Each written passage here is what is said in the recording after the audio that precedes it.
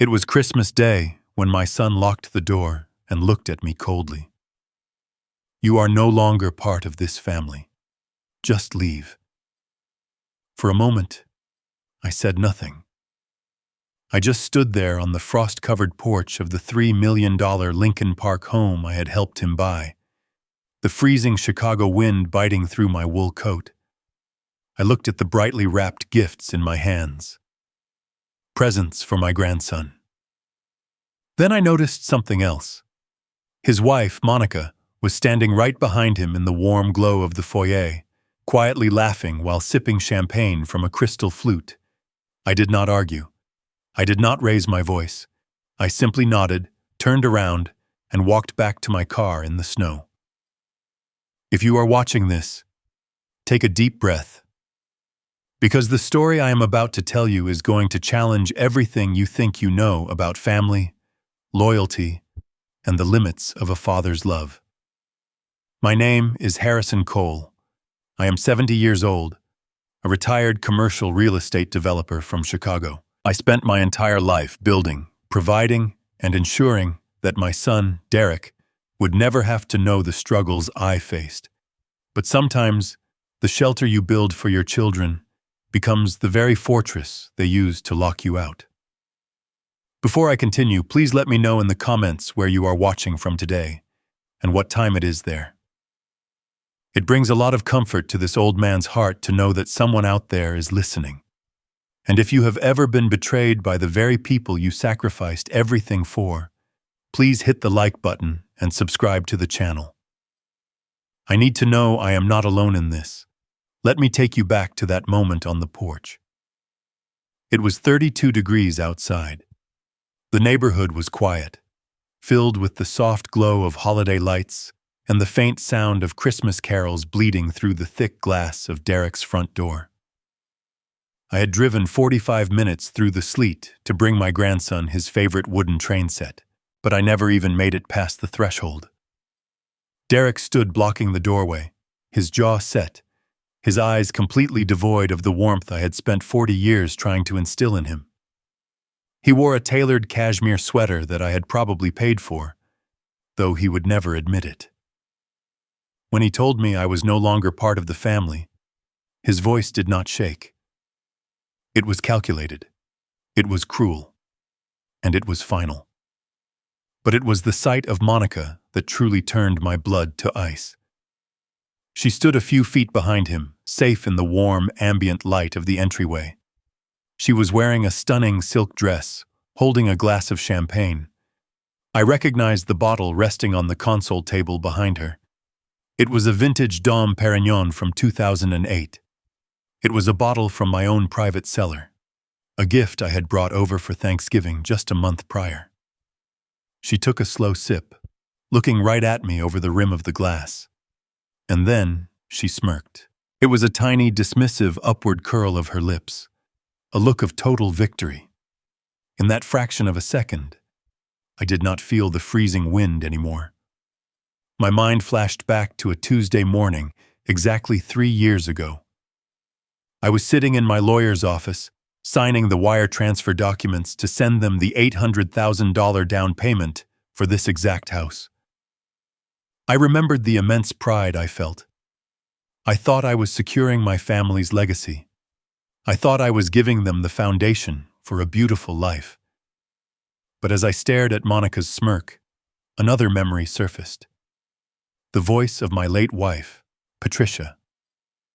Right before she passed away, she held my hand, her grip weak but her eyes sharp, and she whispered to me. She told me not to let Derek's arrogance blind me. She warned me that if I kept cushioning his falls, he would eventually mistake my generosity for weakness, and he would burn through everything we built. I had brushed off her warning. I had told myself she was just tired, just worried. But standing on that icy porch, looking at the son I had given everything to, I realized Patricia had been right all along. I had not bought my son a home. I had funded his entitlement. I had financed my own exile. I could have screamed. I could have demanded the respect I was owed. I could have reminded him of the $800,000. The countless bailed-out business ventures, the private schools, the late nights I spent working so he could play. I could have forced my way inside to see my grandson. But you do not survive 50 years in the brutal world of Chicago commercial real estate by losing your temper. You survive by assessing the situation, calculating your leverage, and striking only when you hold all the cards. I looked at Derek one last time. I saw the nervous twitch in his jaw. He was expecting a fight. He wanted a fight so he could justify locking the door. He wanted me to become the crazy, screaming old man he could complain about to his wealthy friends. I did not give him the satisfaction. I simply looked him directly in the eyes, gave a slow, deliberate nod, and turned my back on him. I heard the heavy oak door slam shut behind me, followed by the distinct click of the deadbolt. The walk back to my car felt like it took an eternity. The snow was beginning to fall harder, accumulating on my shoulders and the wrapped presents I still clutched in my hands. Every step crushed the fresh snow beneath my boots, echoing the shattering of the illusion I had lived under for so long. My chest felt tight, a heavy, agonizing ache radiating through my ribs. It was not a heart attack. It was the absolute, crushing weight of total betrayal. I reached my car, a quiet, unassuming sedan, and opened the door. I placed the gifts gently on the passenger seat, taking a moment to brush the snow off the bright red wrapping paper. I climbed into the driver's seat, shut the door, and locked it. The silence inside the car was deafening. Outside, the world was celebrating Christmas. Inside, my world had just ended. But as the initial shock began to fade, a new feeling started to take root in the pit of my stomach. It was cold. It was sharp. It was absolute clarity. I had spent my life being their safety net.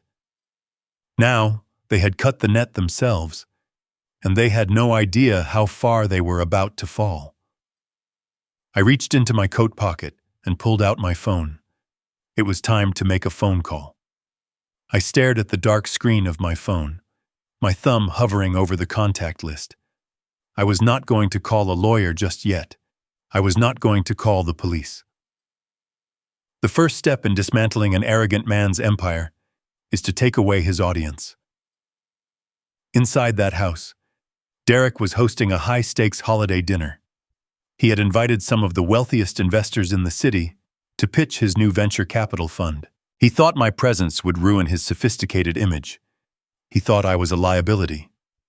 But what he did not know was that the most powerful man sitting at his dining table was one of my oldest, most loyal friends. The engine of my car hummed to life, blowing warm air against my frozen hands. The physical chill began to leave my bones, replaced by a steely, unshakable resolve.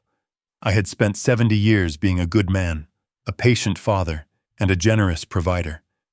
But that man died on the front porch in the snow. The man sitting in the car was the ruthless developer who had built an empire from the ground up, and I was about to tear theirs down to the studs. The heater in my sedan was finally starting to push warm air through the vents, but the chill in my bones had nothing to do with the Chicago winter.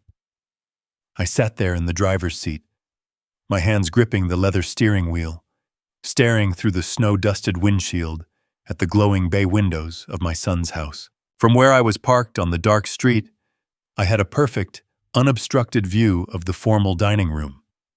It looked like a painting, a masterpiece of modern luxury that I had financed. I could see the massive mahogany table, the glittering crystal chandelier, and the 7 wealthy guests seated around it. And there, standing at the head of the table with a confident, arrogant smile, was Derek.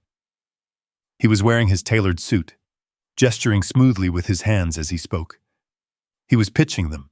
He was selling them on his new venture capital fund, promising massive returns, using his polished vocabulary and his expensive education to dazzle them. He looked like a man who had the world at his feet. But what those investors did not know, and what Derek conveniently left out of his glossy brochures, was that his entire reputation was built on my name.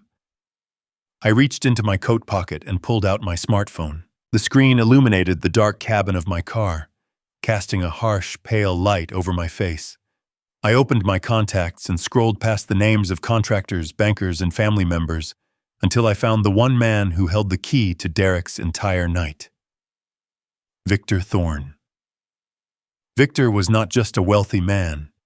He was a silent titan in the Chicago financial world. We had known each other for 30 years. We had made our first million together buying up distressed commercial properties in the 1980s. Victor was ruthless, brilliant, and fiercely loyal. Derek had spent 6 months practically begging Victor to attend this Christmas dinner, knowing that if a man of Victor Thorne's stature invested in the fund, the other 6 millionaires at the table would immediately open their checkbooks. But I knew the truth. Victor had only accepted the invitation because Derek heavily implied that I was the primary guarantor of the fund. Victor was there out of respect for me. My thumb hovered over Victor's name. A part of me, the soft, forgiving father who had bailed his son out of every mistake since childhood, hesitated. If I made this call, I would not just be embarrassing my son. I would be destroying his business. I would be humiliating his wife in her own home. But then I looked up at the window. I saw Monica walk into the room carrying a tray of appetizers, wearing that same silk dress, and I remembered the smirk. I remembered the cold, metallic click of the deadbolt locking me out in the snow. The hesitation vanished. I pressed the call button and raised the phone to my ear. It rang twice before Victor picked up. The connection was crystal clear. I could hear the faint clinking of silverware and the low hum of classical music in the background. "Harrison," Victor said, his voice dropping to a low, discreet murmur. "We are seated. Are you stuck in traffic? Derek said you were running late." I kept my eyes locked on the dining room window. I watched as Victor, seated at the right hand of the host, held his phone discreetly near his ear while Derek continued to speak to the rest of the table. "I am not running late, Victor," I said, my voice perfectly steady, devoid of any emotion. "I am sitting in my car across the street. My son just locked me out of the house." There was a heavy pause on the line. I did not need to see Victor's face to know his expression had just hardened into stone. The clinking of his silverware stopped entirely. "He locked you out," Victor repeated, his tone shifting from polite inquiry to dangerous precision. "Yes," I replied, "and I am calling to clarify something before you write him a check. I am not backing Derek's fund. I am not guaranteeing a single cent of his debts, his ventures, or his promises. You are sitting at a table built on a lie." Another pause. I watched through the window as Victor slowly lowered his napkin to the table. "Understood," Victor said softly. "Are you okay, my friend?" I will be fine," I said. "Enjoy the show, Victor." I ended the call and tossed the phone onto the passenger seat, right next to the brightly wrapped wooden train set.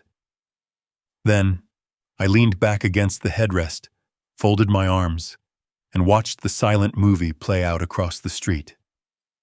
Inside the dining room, Derek was still talking. He raised his wine glass, likely preparing to deliver his closing toast, expecting applause and commitments. But Victor Thorne did not raise his glass. Instead, Victor stood up. The movement was slow, deliberate, and commanded absolute attention. Even from across the street, I could see the confusion wash over Derek's face. Derek's smile faltered. He lowered his glass, clearly asking Victor if everything was all right. Victor did not answer him. He did not even look at my son. Instead, Victor leaned down and whispered something to the elderly woman seated to his left. Her eyes widened. She immediately set her napkin down and reached for her purse. Then, Victor stepped around the chair and spoke quietly to the man seated across from him. The reaction was identical. A brief look of shock, followed by a sudden, decisive movement to stand. Panic finally struck Derek. I could see him stepping forward, his hands raised in a placating gesture, his mouth moving rapidly as he tried to regain control of the room. Monica rushed in from the kitchen, her smirk completely erased, replaced by an expression of pure, unadulterated terror. But it was too late. I shifted into drive and pulled away before they could see me. The tires crunched softly against the fresh snow as I navigated the winding streets of Lincoln Park. Behind me, I left a shattered dinner party and a son who was about to experience the first real consequence of his adult life. I did not feel victorious. I did not feel vindicated.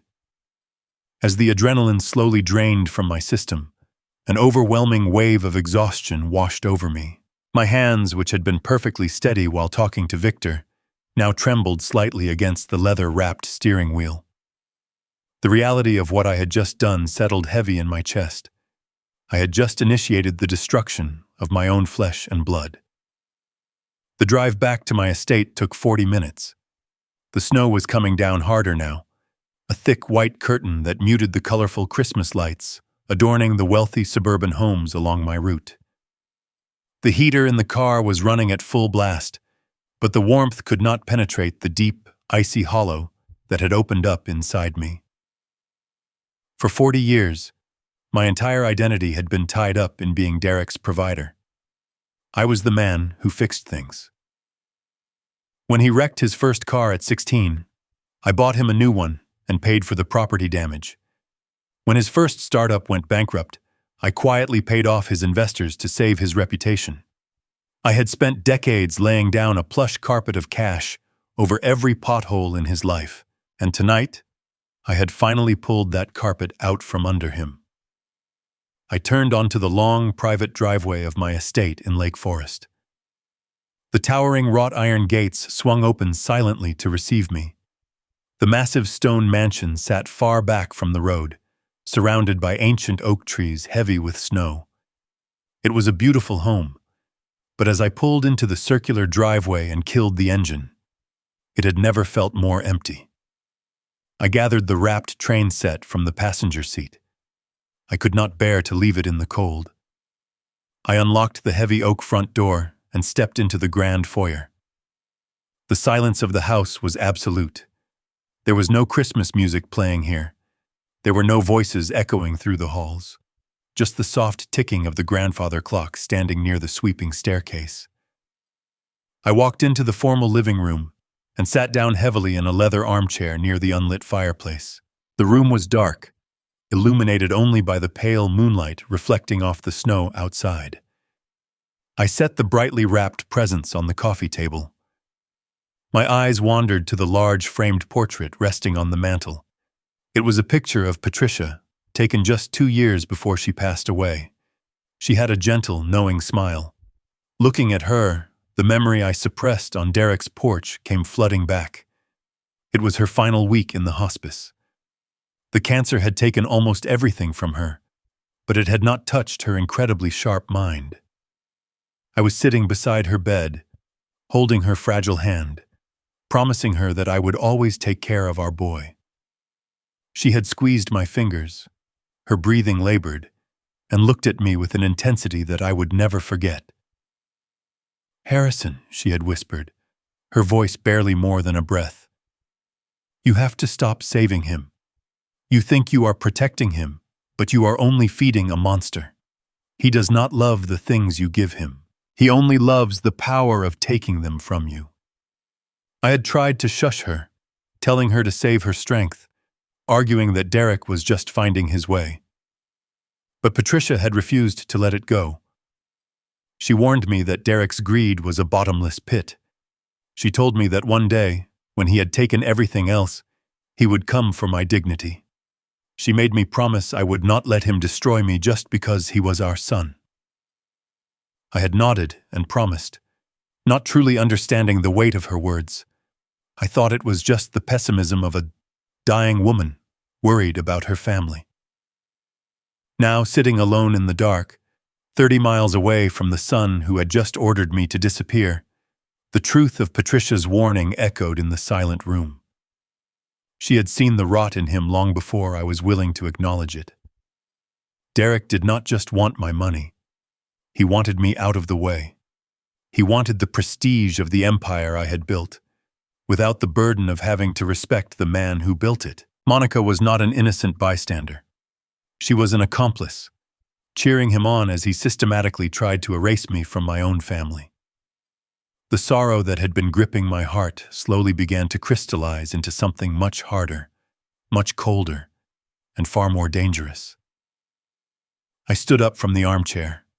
My joints ached, a reminder of my 70 years, but my mind was moving with the sharp, calculated precision of a man half my age. I walked over to the front door and engaged the deadbolt. I moved through the first floor, systematically checking every lock, every window, and every security sensor. I was not just securing a building, I was closing the perimeter. The time for unconditional love had passed. The time for fatherly patience was dead and buried. Tomorrow, Derek would be desperate. Tomorrow, the fallout from Victor Thorne's departure would hit his bank accounts, and he would come looking for the one man who had always bailed him out. But he would not find a father waiting for him. I walked to my study, turned on the desk lamp, and opened my personal laptop. I had spent a lifetime building a fortress to protect my family. Now, I was going to use it to wage my war. The sun rose on the morning of December 26th, casting a brilliant glare across the undisturbed snow of my front lawn. I had not slept a single minute. I had spent the entire night sitting at my heavy mahogany desk, reviewing bank statements, trust documents, and legal filings. By the time the grandfather clock in the hallway struck 8 in the morning, I had already formulated a precise, devastating plan. I was standing in the kitchen, pouring a cup of black coffee, when the silence of the house was shattered by the sharp, loud ringing of my cell phone. I did not need to look at the caller ID to know who it was. The timeline was entirely predictable. The panic had set in. I picked up the phone from the granite counter and stared at the screen. Derek. I let it ring 4 times. I wanted him to sweat. I wanted him to feel the agonizing stretch of seconds, wondering if his safety net was finally gone. On the 5th ring, I swiped the screen and brought the phone to my ear. I did not say hello. I simply listened to the frantic, shallow breathing on the line. "Dad," Derek said, his voice completely stripped of the arrogant, icy confidence he had worn on the porch just the night before. He sounded out of breath, as if he had been pacing the hardwood floors of his expensive house all night. "Dad, I'm so glad you picked up. Look, about last night, we really need to talk." I took a slow sip of my coffee, the bitter liquid burning the back of my throat. I remained completely silent, forcing him to fill the void. He stumbled over his words before launching into a rehearsed script he had prepared. "You have to understand my position," he continued, his tone shifting into a sickeningly sweet, placating rhythm. "It was a high-stress environment. Those investors I invited, they are all aggressive Silicon Valley tech guys. They do not understand traditional wealth.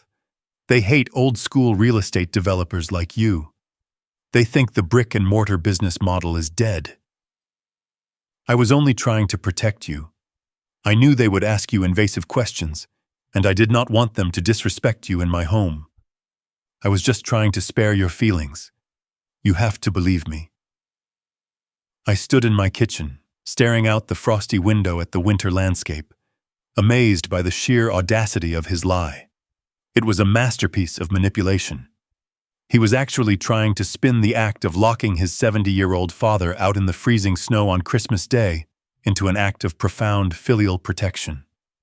He was playing the victim, framing himself as the misunderstood son who was only trying to shield his aging father from the harsh realities of the modern business world. If I had not seen Monica smirking, I might have actually believed him.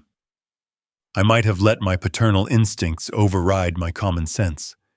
But Patricia's voice was still echoing in my mind, warning me about the monster I had fed.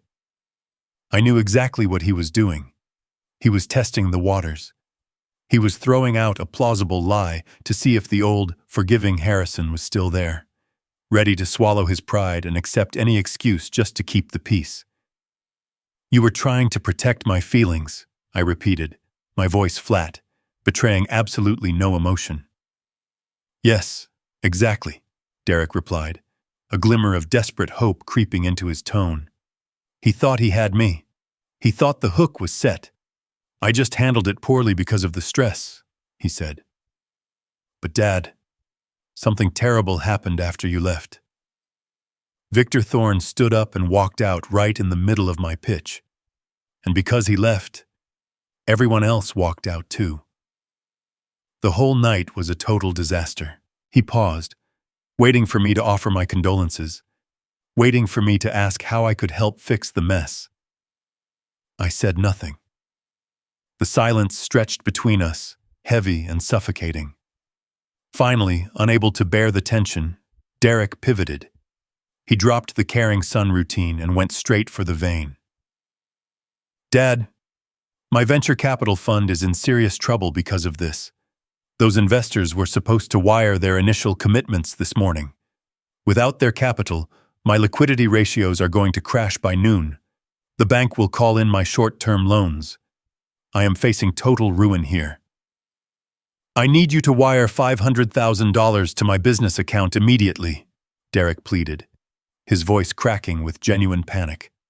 "Just to float me through the end of the quarter. Just to show the bank stability. You can consider it an early inheritance, or a loan. I will pay you back with interest as soon as I secure a new round of funding. I just need you to do this for me, Dad. Please." I stood there, listening to a grown man beg for $500,000 less than 12 hours after telling me I was no longer a part of his family. The transition was so seamless, so devoid of any real shame, that it was almost breathtaking. He did not care about me. He did not care about the things I had done. I was nothing more than a bank vault with a heartbeat, and he was just trying to figure out the right combination of lies to get the door open again. I took another sip of my coffee, feeling the cold, hard resolve solidifying in my chest. He waited on the line, his breathing still ragged. He expected me to cave. He expected me to sigh, express my disappointment, and then ask for the account routing numbers, just like I had done dozens of times before. But today was different. The blindfold was off. I pressed the phone closer to me. I pressed the phone closer to my ear, listening to the heavy, desperate rhythm of my son breathing on the other end of the line. For a fleeting second, a ghost of the past tried to surface. The old Harrison, the man who wanted nothing more than to see his child succeed, felt a familiar pull to simply ask for the routing number and make the pain go away. It would be so easy. A few clicks on my laptop, a simple authorization code, and his crisis would be averted. But doing so would require me to completely abandon my own self-respect. It would mean validating the ultimate disrespect he and his wife had shown me the night before. I took a deep breath, letting the cold air of the kitchen fill my lungs, and let that old, enabling version of myself die right there on the granite floor. "No, Derek," I said. The word hung in the air, sharp and absolute. It was a single syllable, but it felt like the heaviest word I had ever spoken. There was a stunned silence on the other end. I could almost hear the gears grinding in his head as he tried to process what he had just heard. "What do you mean, no?" he asked, his voice trembling with a mixture of confusion and rising panic. "I mean exactly what I said," I replied, my tone remaining perfectly level. "I am not wiring you $500,000. I am not wiring you $5,000. I am not going to subsidize this failure, Derek. And I am certainly not going to finance a lifestyle that requires you to lock your father out in the freezing snow to maintain an illusion for your friends." The silence that followed was different this time. It was not the silence of someone trying to formulate a lie. It was the silence of a man who suddenly realized the safety net had been completely removed. "You cannot do this to me," he stammered, his facade cracking. "You are my father. You are supposed to help me." "I have spent my entire life helping you," I countered, keeping my voice low and steady. "I bought you that house. I funded your previous companies. I gave you every conceivable advantage in life. But you have confused my generosity with an obligation to fund your arrogance. If your venture capital fund is failing because one investor walked out of a dinner party, then you do not have a real business. You have a house of cards, and I will not throw my hard-earned money into the wind just to watch it blow away." The transformation was instantaneous. The desperate, pleading son vanished, replaced by a cold, calculating stranger. His breathing slowed down, the panic in his voice evaporated, leaving behind a toxic, venomous hiss. "You arrogant old fool," Derek spat, the words dripping with pure contempt. "You actually think you are teaching me some kind of profound lesson right now? You think you hold all the power just because you have a fat bank account? You do not understand how the modern world works. You are a dinosaur holding onto a dying empire, and you are just jealous that I am trying to build something bigger than your pathetic legacy." I listened to his tirade without interrupting. Every hateful word he spoke only cemented my resolve. He was finally showing me his true face, the face Patricia had warned me about all those years ago. "Monica was right about you," he continued, his voice rising in volume. "She said you would eventually try to use your money to control us. She said you were just a bitter old man who could not stand to see anyone else in the spotlight. We only invited you to that dinner out of pity. We just wanted you to feel relevant for one last night. And you ruined it. You embarrassed me in front of the most important people in this city. You owe me this money, Dad. You owe me for the damage you caused." I took another sip of my coffee, feeling the warmth spread through my chest. "I do not owe you a single dime," I said quietly. "Now, if you will excuse me, I have a busy day ahead. I advise you to call your bank and start negotiating your liquidation." I went to pull the phone away from my ear, ready to sever the connection. But his next words froze my hand in midair. "I would not be so quick to hang up, Dad," Derek said, his voice dropping an octave, settling into a dark, menacing register. "You know, you are getting older. You have been living in that massive house all alone for years. People talk. People notice things." The kitchen suddenly felt degrees colder. "What are you talking about?" I demanded, my grip tightening on the phone. "I am just saying," Derek replied, his tone chillingly casual, "that your memory has been slipping lately. You have been acting erratically, showing up uninvited to my house on Christmas night, ruining crucial business meetings, refusing to help your own family in a time of crisis. These are classic signs of cognitive decline. It would be a real tragedy if the courts had to step in to manage your finances because you were no longer mentally fit to do it yourself." My heart slammed against my ribs. The threat was not vague. It was a precise, calculated strike aimed directly at my autonomy. He was not just throwing a tantrum. He was laying the groundwork for a hostile takeover of my life. He implied if I refused the money, he would use the law to declare me incompetent and take it. I stood perfectly still, both my eyes locked on the snow falling outside the window. A man does not make a threat like that out of thin air. A threat like that requires preparation. I did not wait for him to say another word. I simply removed the phone from my ear and pressed the red button, cutting off the connection. The silence in the kitchen returned, but it was no longer peaceful. It felt heavy, loaded with a dark and immediate urgency. I placed the phone gently on the granite counter. My hands were perfectly steady, but inside an alarm bell was ringing so loudly it drowned out every other thought. I knew my son better than anyone else in the world. I knew his strengths, and more importantly, I knew his weaknesses. Derek was arrogant, yes. He was entitled, absolutely. But he was not fundamentally brave. He had never been the kind of man to jump without making sure someone else packed his parachute. He would never threaten a legal battle over my mental competence unless he already held a weapon in his hand. He would never bluff about taking control of my finances unless he had already taken steps to do exactly that. The gut feeling hit me like a physical blow. It was the same instinct that had saved me from disastrous business partners decades ago. I turned away from the frosted glass window and looked carefully around my empty, silent kitchen. The stainless steel appliances, the imported marble countertops, the massive oak cabinets. Everything in my life was perfectly documented, heavily insured, and protected by layers of complex legal walls. But what if the true enemy was already hiding deep inside the gates? I began to replay the last few months in my mind. The subtle questions Derek had asked about my estate planning over Thanksgiving. The way Monica had casually asked for the name of my primary wealth manager. The sudden, unannounced visits when I was not home, leaving me to find things rearranged in my study. I had brushed these things off as paranoia. But now, painted in the sinister light of his phone call, they looked like the calculated steps of a hostile reconnaissance mission.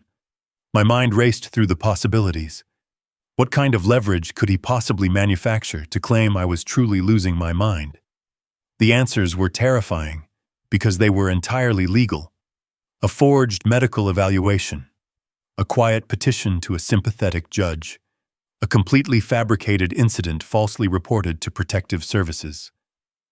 I could not sit here and wait for the axe to fall. I left my coffee cooling and walked briskly out of the kitchen.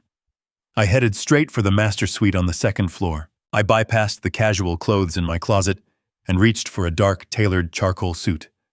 If I was going into battle, I needed to wear my armor. I dressed with methodical precision. A crisp white shirt, a dark blue tie, the silver cufflinks Patricia had given me for our 25th anniversary. I strapped my heavy steel watch to my wrist. I looked at myself in the full-length mirror. The man looking back at me was 70 years old, with silver hair and lines etched deeply around his eyes. But the posture was straight. The gaze was sharp and unforgiving. I did not look like a man losing his mind. I looked like a man preparing to dismantle an empire. I walked to my heavy oak desk, unlocked the bottom drawer, and retrieved a thick leather folder containing my most sensitive account numbers. I tucked it firmly under my arm.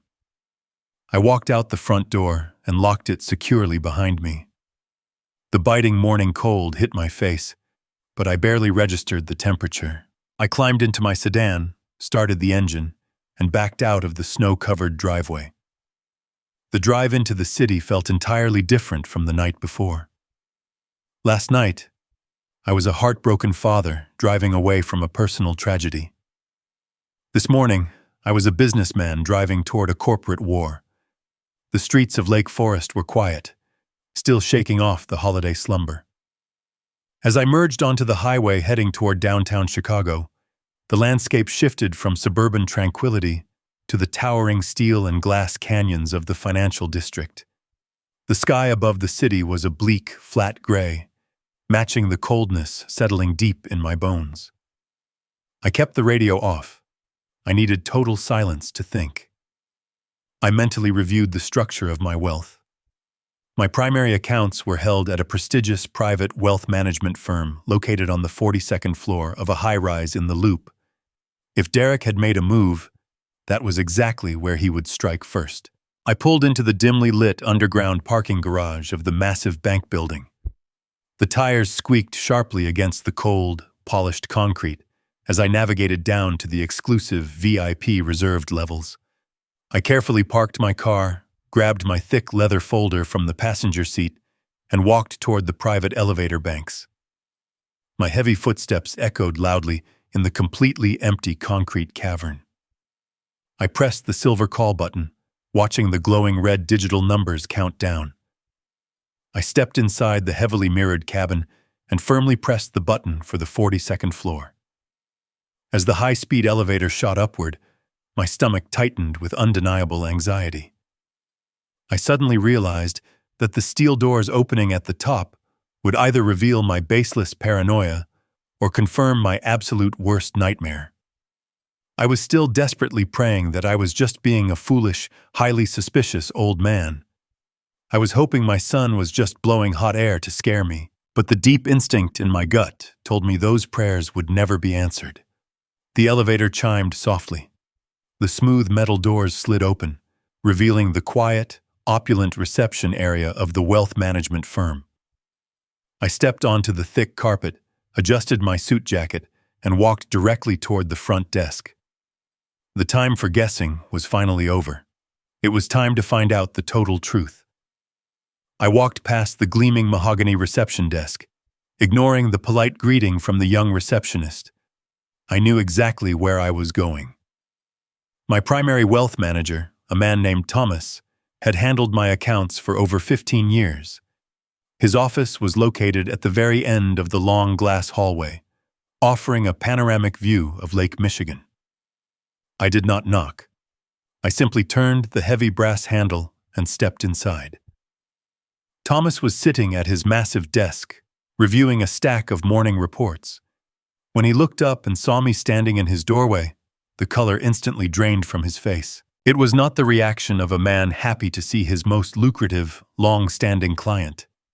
It was the reaction of a man who had just seen a ghost walk into his office. "Harrison," he stammered, quickly standing up and nervously adjusting his silk tie. "What an unexpected surprise. Please come in, have a seat. Can I get you a coffee or some sparkling water?" I closed the heavy glass door behind me, ensuring the soundproof seal clicked firmly into place. I did not sit down. I walked directly to the leather guest chair and placed my thick folder on his desk. "I do not want water, Thomas," I said, my voice cutting through the quiet hum of the air conditioning.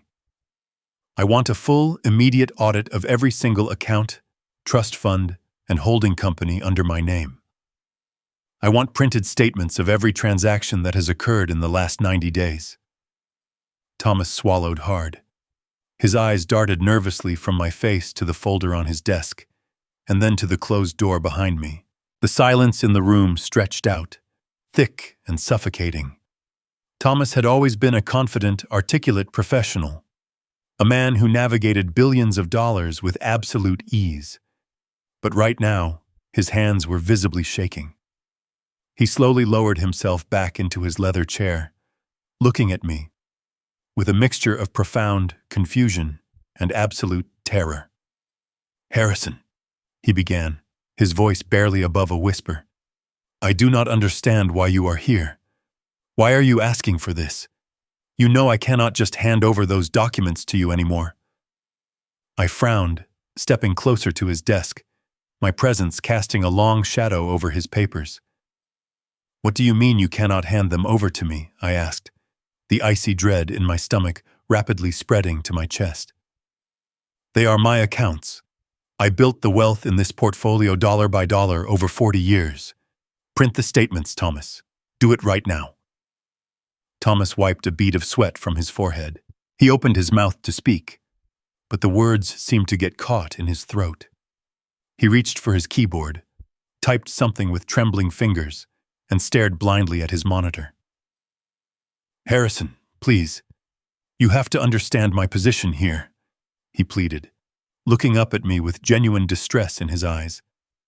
"I am legally bound by the documents that were filed with this institution. I am just following the strict protocol ordered by the court. I have tried to reach out to check on you, but I was firmly told that all communication had to go through your designated proxy." My heart slammed against my ribs, echoing the terrifying threat Derek had made on the phone just an hour earlier. "What documents, Thomas?" I demanded, my voice dropping to a dangerous, unwavering pitch that demanded an immediate answer. "What proxy? Explain yourself right now." Thomas took a deep, shaky breath and turned his computer monitor slightly so I could see the screen. 3 weeks ago," he said, his voice trembling so badly he could barely form the words. "Derek came into this exact office. He brought his legal counsel with him. He presented a fully executed durable power of attorney to the bank's legal compliance team. He presented a document that covered both your medical and financial directives. I stared at the man, the words hitting me like physical blows to the stomach. A power of attorney, I repeated, my mind racing to comprehend the sheer scale of the betrayal. I never signed a power of attorney assigning Derek control of my assets. My signature would have to be witnessed and notarized by my own lawyers. Thomas looked at me with deep, pitying sorrow in his eyes. He did not need your signature, Harrison. It was signed by a circuit court judge. The room seemed to tilt slightly. I gripped the back of the leather chair to steady myself, refusing to let him see me falter. A judge, I whispered. On what grounds? Thomas pulled open his heavy desk drawer and retrieved a thick manila envelope. He slid it across the polished wood toward me. He filed a petition under seal, Thomas explained softly. He provided sworn medical affidavits from 2 private physicians. The diagnosis was severe, rapid early-onset dementia. The doctors testified under oath that you were experiencing extreme memory loss, intense paranoia, and a total inability to manage your own basic financial affairs. They declared you mentally unfit to live independently. The court granted Derek full, immediate conservatorship over your entire estate. He is legally in control of everything you own. The absolute horror of the situation washed over me. Derek had not just stolen my money, he had legally erased my existence. I looked down at the manila envelope resting on the desk. Inside that plain paper folder was the legal destruction of my 70 years on this earth. My son had orchestrated a silent coup while I was sitting in my living room, completely unaware. He had purchased corrupt doctors. He had manipulated the legal system. He had stolen my autonomy. I was no longer a respected businessman in the eyes of the law. I was a ward of the state. Derek had trapped me in a cage built entirely out of my wealth. I slowly reached out and placed my hand over the manila envelope, feeling the rough texture of the paper beneath my palm. I did not open it immediately. I needed a moment to ensure that when I spoke, my voice would not betray the absolute tempest of rage and betrayal violently churning inside my chest. I took a slow, deep breath, forcing my heart rate to slow, forcing the businessman back to the surface. I looked up at Thomas, whose face was still pale and drawn. "Print the transaction records, Thomas," I said, my voice smooth and perfectly even. "I want to see exactly what my son has done since the court granted him the keys to my life. Do it now." Thomas did not hesitate. He spun his chair around, his fingers flying across his keyboard in a frantic blur. The heavy laser printer in the corner of his office hummed to life, spitting out page after page of dense financial data. Thomas gathered the warm sheets of paper, stapled them together with trembling hands, and slid the thick stack across the polished mahogany desk toward me. I picked up the documents and adjusted my reading glasses. I began to trace my index finger down the long columns of numbers, scanning the recent history of my life's work. My primary checking accounts appeared untouched. My long-term stock portfolios were completely intact. But then, my finger stopped dead on the 3rd page. It was a specific liquid trust account, a financial safety net I had meticulously built decades ago, designed for immediate access to cash in the event of a catastrophic market crash or a sudden medical emergency. It had held slightly over $2 million. I stared at the bold black numbers printed on the far right column. The balance was now 0. I traced the transaction history backward. Exactly 3 days after the corrupt judge had signed the conservatorship order, Derek had initiated a massive, expedited wire transfer. He had drained the entire trust fund in one single sweeping motion. Every single penny I had put away for a rainy day was gone. But the destination of the money was what truly caught my attention. The funds had not been transferred to his failing venture capital firm to save his sinking business. They had not been used to pay down his massive mortgage. Instead, the $2 million had been wired to a completely obscure offshore holding company registered in the Cayman Islands. It was a shell corporation with a generic name, boasting no traceable board of directors, no physical office building, and absolutely no public financial footprint. The sheer audacity of the theft literally took my breath away. He was not just acting as a negligent conservator making poor investment choices. He was systematically looting my estate, hiding the cash where no domestic court could easily freeze it. He had locked his 70-year-old father out in the freezing snow on Christmas Day while secretly sitting on $2 million of my stolen cash. Patricia's dying words echoed through my mind once again, ringing louder and clearer than ever before. She had warned me that he only loved the power of taking things from me. This was the ultimate manifestation of that sick, twisted desire. He wanted to strip me of everything that made me powerful, so he could finally feel like the big man he had always pretended to be. I closed the thick folder of printed statements and rested my hands flat on the desk. I looked directly into Thomas's eyes. I did not yell. I did not threaten physical violence. The absolute, unnatural stillness I projected in that moment was far more terrifying than any loud emotional outburst could ever be.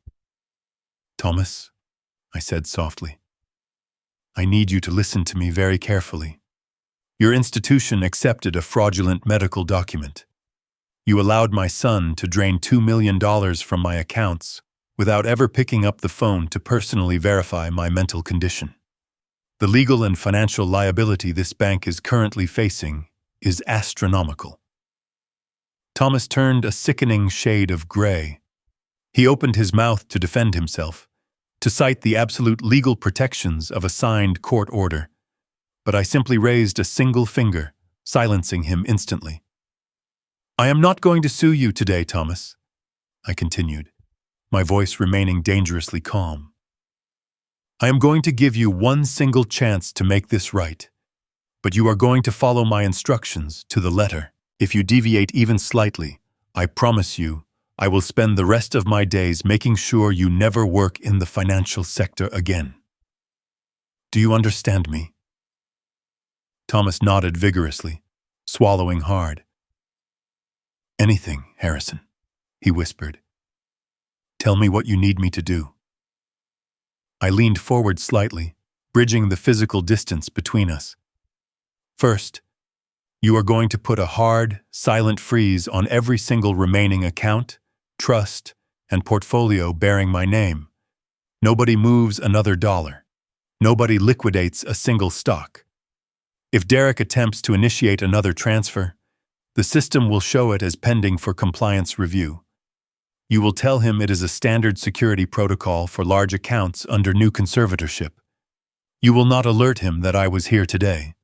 You will not tell him that I know about the power of attorney. If he suspects for a single second that I am aware of what he has done, he will accelerate his timeline to steal the rest of my assets, and I will hold you personally responsible for the entire fallout."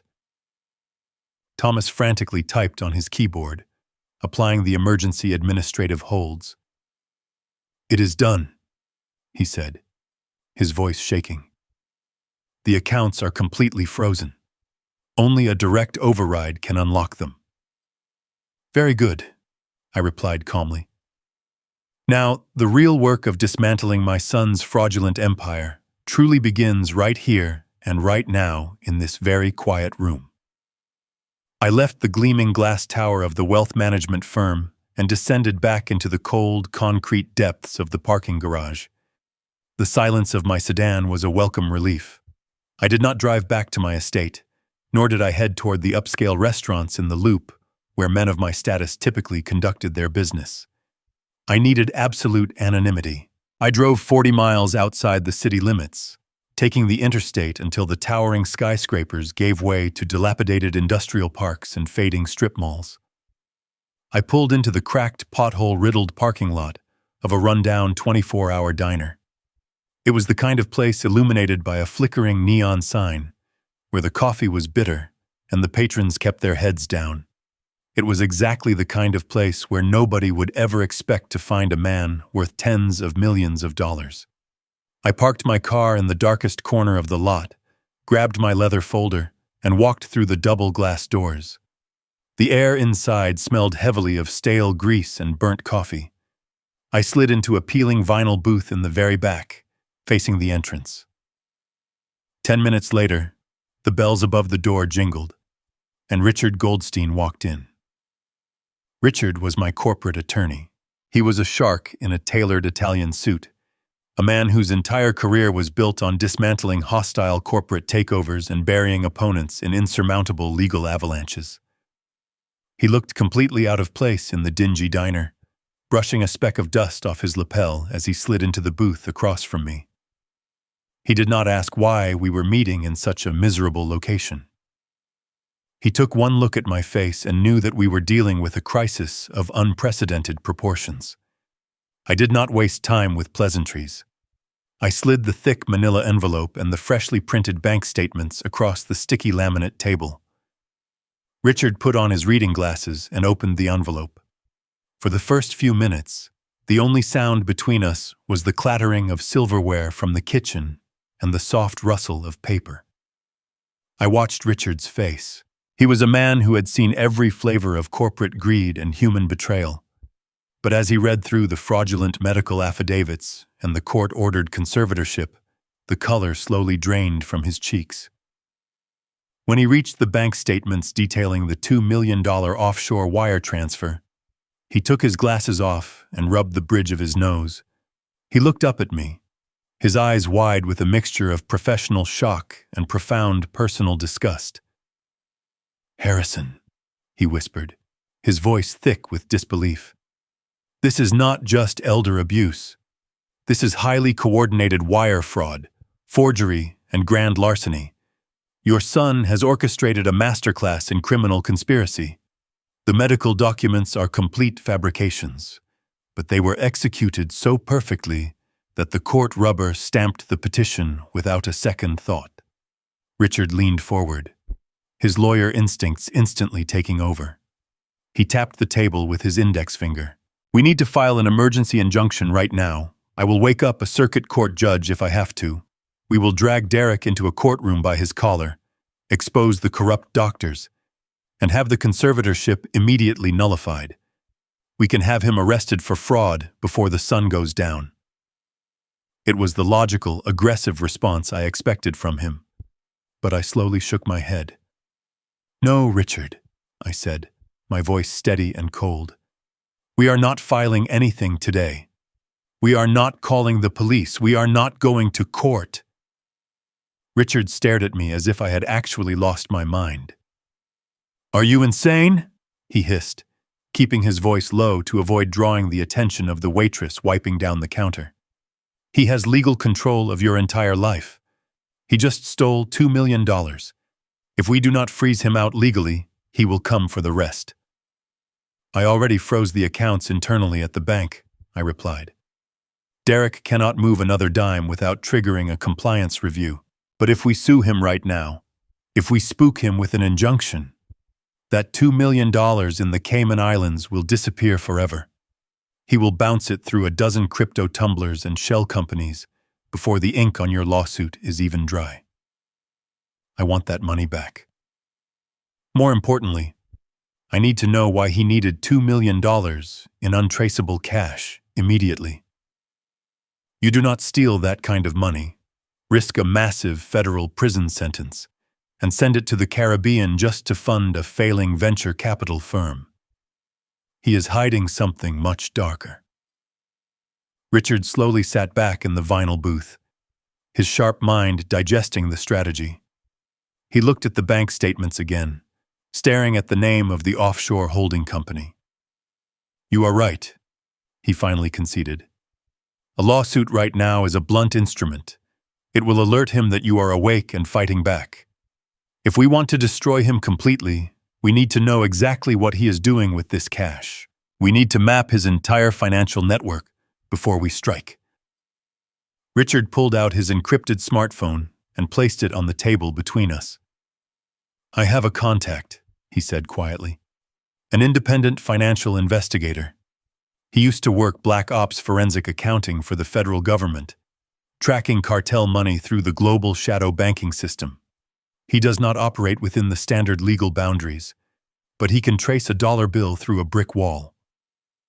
I nodded, feeling the cold satisfaction of the trap beginning to take shape. Hire him, I instructed. Tell him I do not care what his daily rate is. I want him to tear into that Cayman Islands account.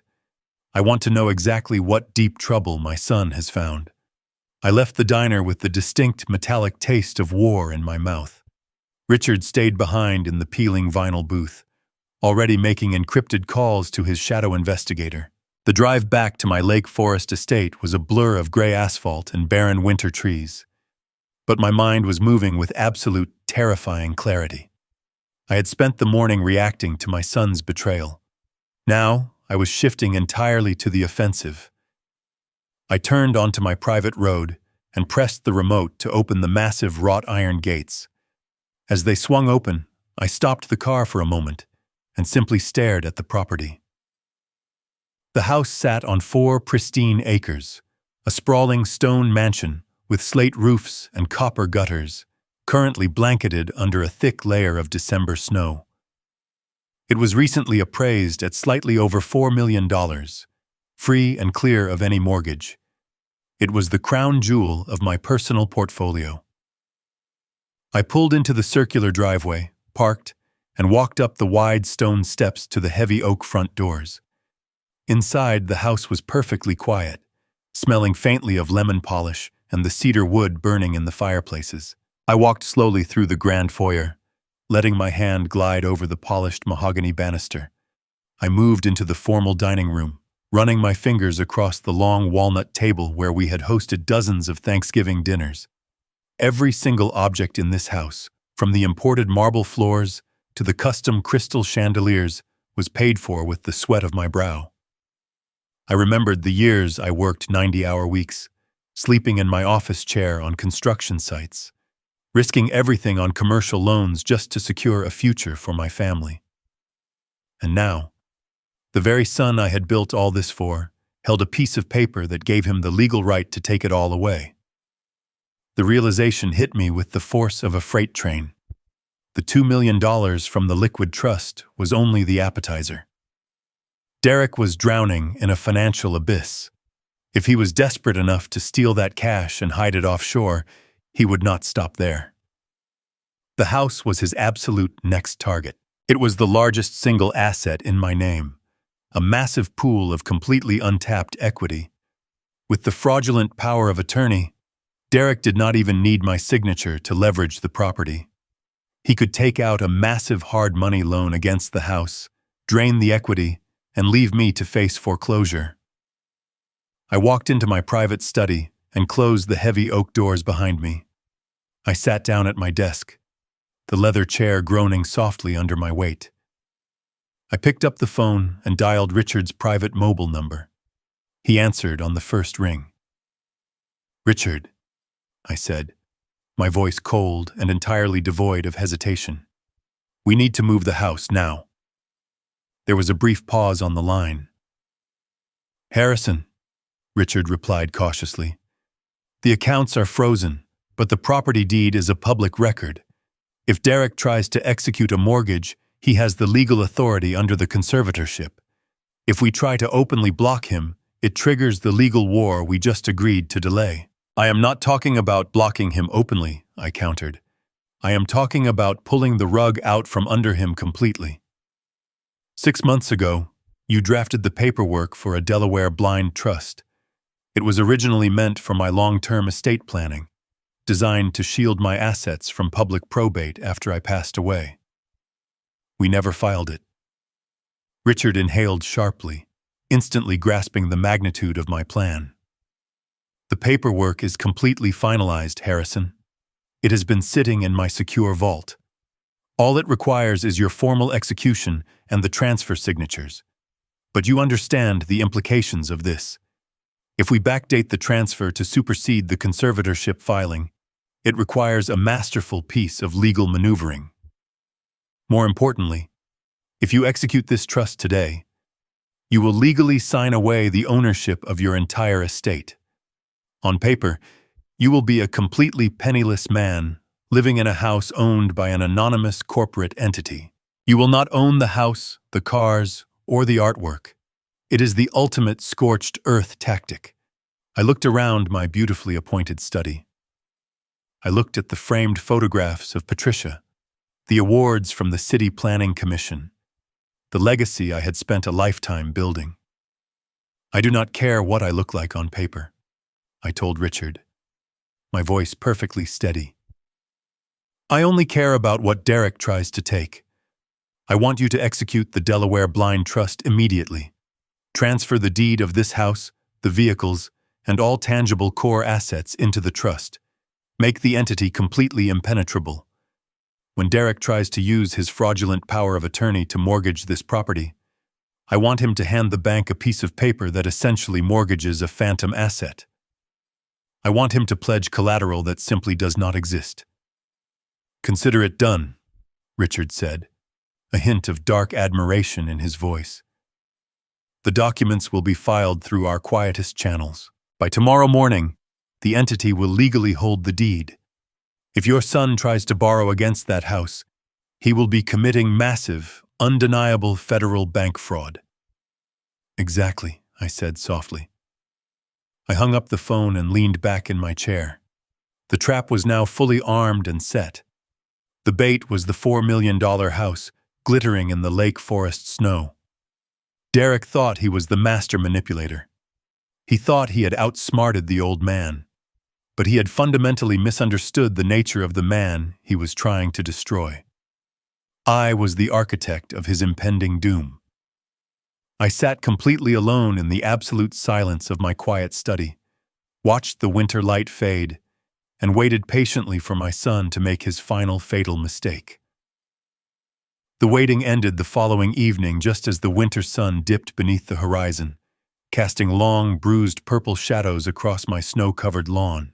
I had spent the entire day in my study, watching the fireplace crackle and burn, keeping my mind perfectly still.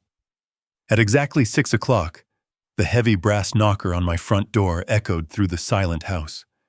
I walked through the grand foyer and opened the door. Richard Goldstein stood on the icy porch, his breath pluming in the freezing air. Beside him stood a man I had never seen before. He was entirely unremarkable, wearing a plain gray overcoat and wire-rimmed glasses, looking more like a tired high school math teacher than a federal black ops forensic accountant.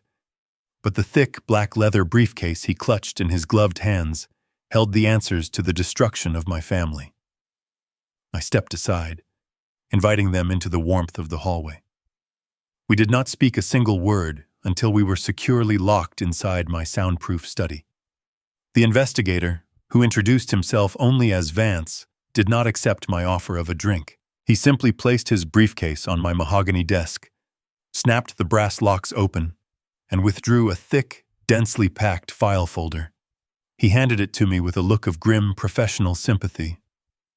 I sat down in my leather chair, adjusted my reading glasses, and opened the cover. I had braced myself for gross negligence. I had prepared myself to see records of failed tech startups, disastrous real estate gambles, or perhaps an embarrassing string of terrible market trades. I thought my son was simply an incompetent businessman trying to cover up his financial mistakes with my stolen money. But as I read the first page of Vance's executive summary, the blood in my veins turned to absolute ice. The truth was not just a matter of incompetence. It was a matter of sheer, terrifying criminality. The $2 million that Derek had drained from my liquid trust fund and wired to the Cayman Islands did not stay in the Caribbean. Vance had tracked the digital fingerprints of the funds through a labyrinth of shell companies, cryptocurrency tumblers, and blind corporate entities. The Cayman account was nothing more than a temporary washing machine. Within 48 hours, the money had been routed right back into the United States, landing directly in the commercial accounts of 3 obscure construction and waste management firms operating out of the south side of Chicago. I knew those firms. Anyone who had spent 50 years building commercial real estate in this city knew exactly who owned those companies. They belonged to the Castellano Syndicate. The Castellanos were not venture capitalists. They were not angel investors. They were a brutal, highly organized shadow banking syndicate with deep ties to the Chicago underworld. They provided massive, off-the-books liquidity to desperate people who could not secure traditional financing. But their money came with a terrifying price. I looked up from the dossier, my eyes meeting Vance's calm, unblinking gaze. "He borrowed money from the Castellano family," I stated, my voice barely a whisper in the quiet room. Vance nodded slowly. "He did not just borrow money, Mr. Cole. He climbed into bed with apex predators. According to the wire intercepts and financial tracking we secured, your son took out a massive, unsecured shadow loan from the Castellano Syndicate 2 years ago. The $2 million he stole from your account last week was not a principal payment. It was barely enough to cover the exorbitant, compounding loan shark interest he owed them for the current quarter." A wave of profound nausea washed over me. My hands, which had remained perfectly steady through the betrayal of the forged medical documents, now trembled as I held the investigator's report. My son was not just playing a dangerous game of corporate deceit. He was indebted to men who broke legs, burned down buildings, and disappeared people who failed to pay their debts. Derek had always been arrogant, but I never realized he was this spectacularly foolish. To take money from the Castellano family was an act of supreme desperation. It meant he had exhausted every single legitimate bank, every private lender, and every favor in the city.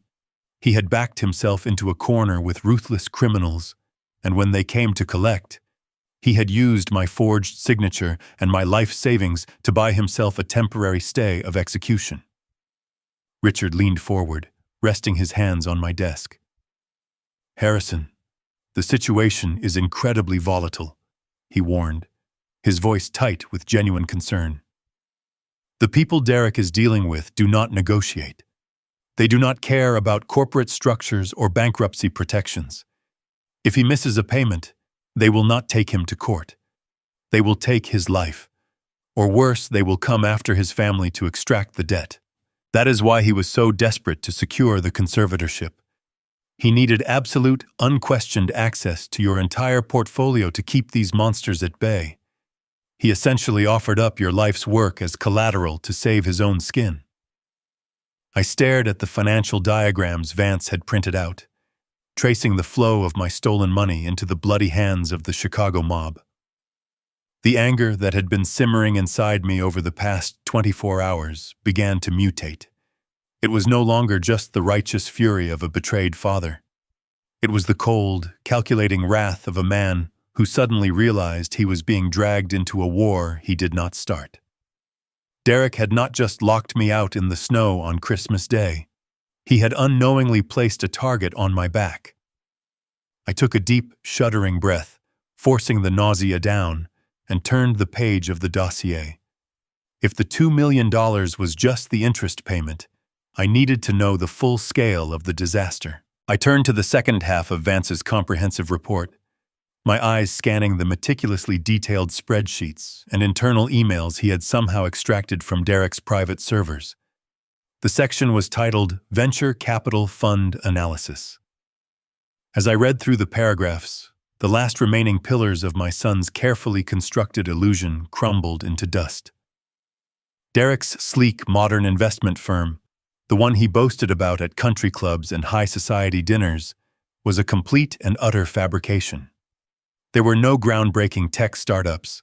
There were no revolutionary medical device patents. There was absolutely no legitimate investment portfolio. Derek was operating a textbook, massive Ponzi scheme.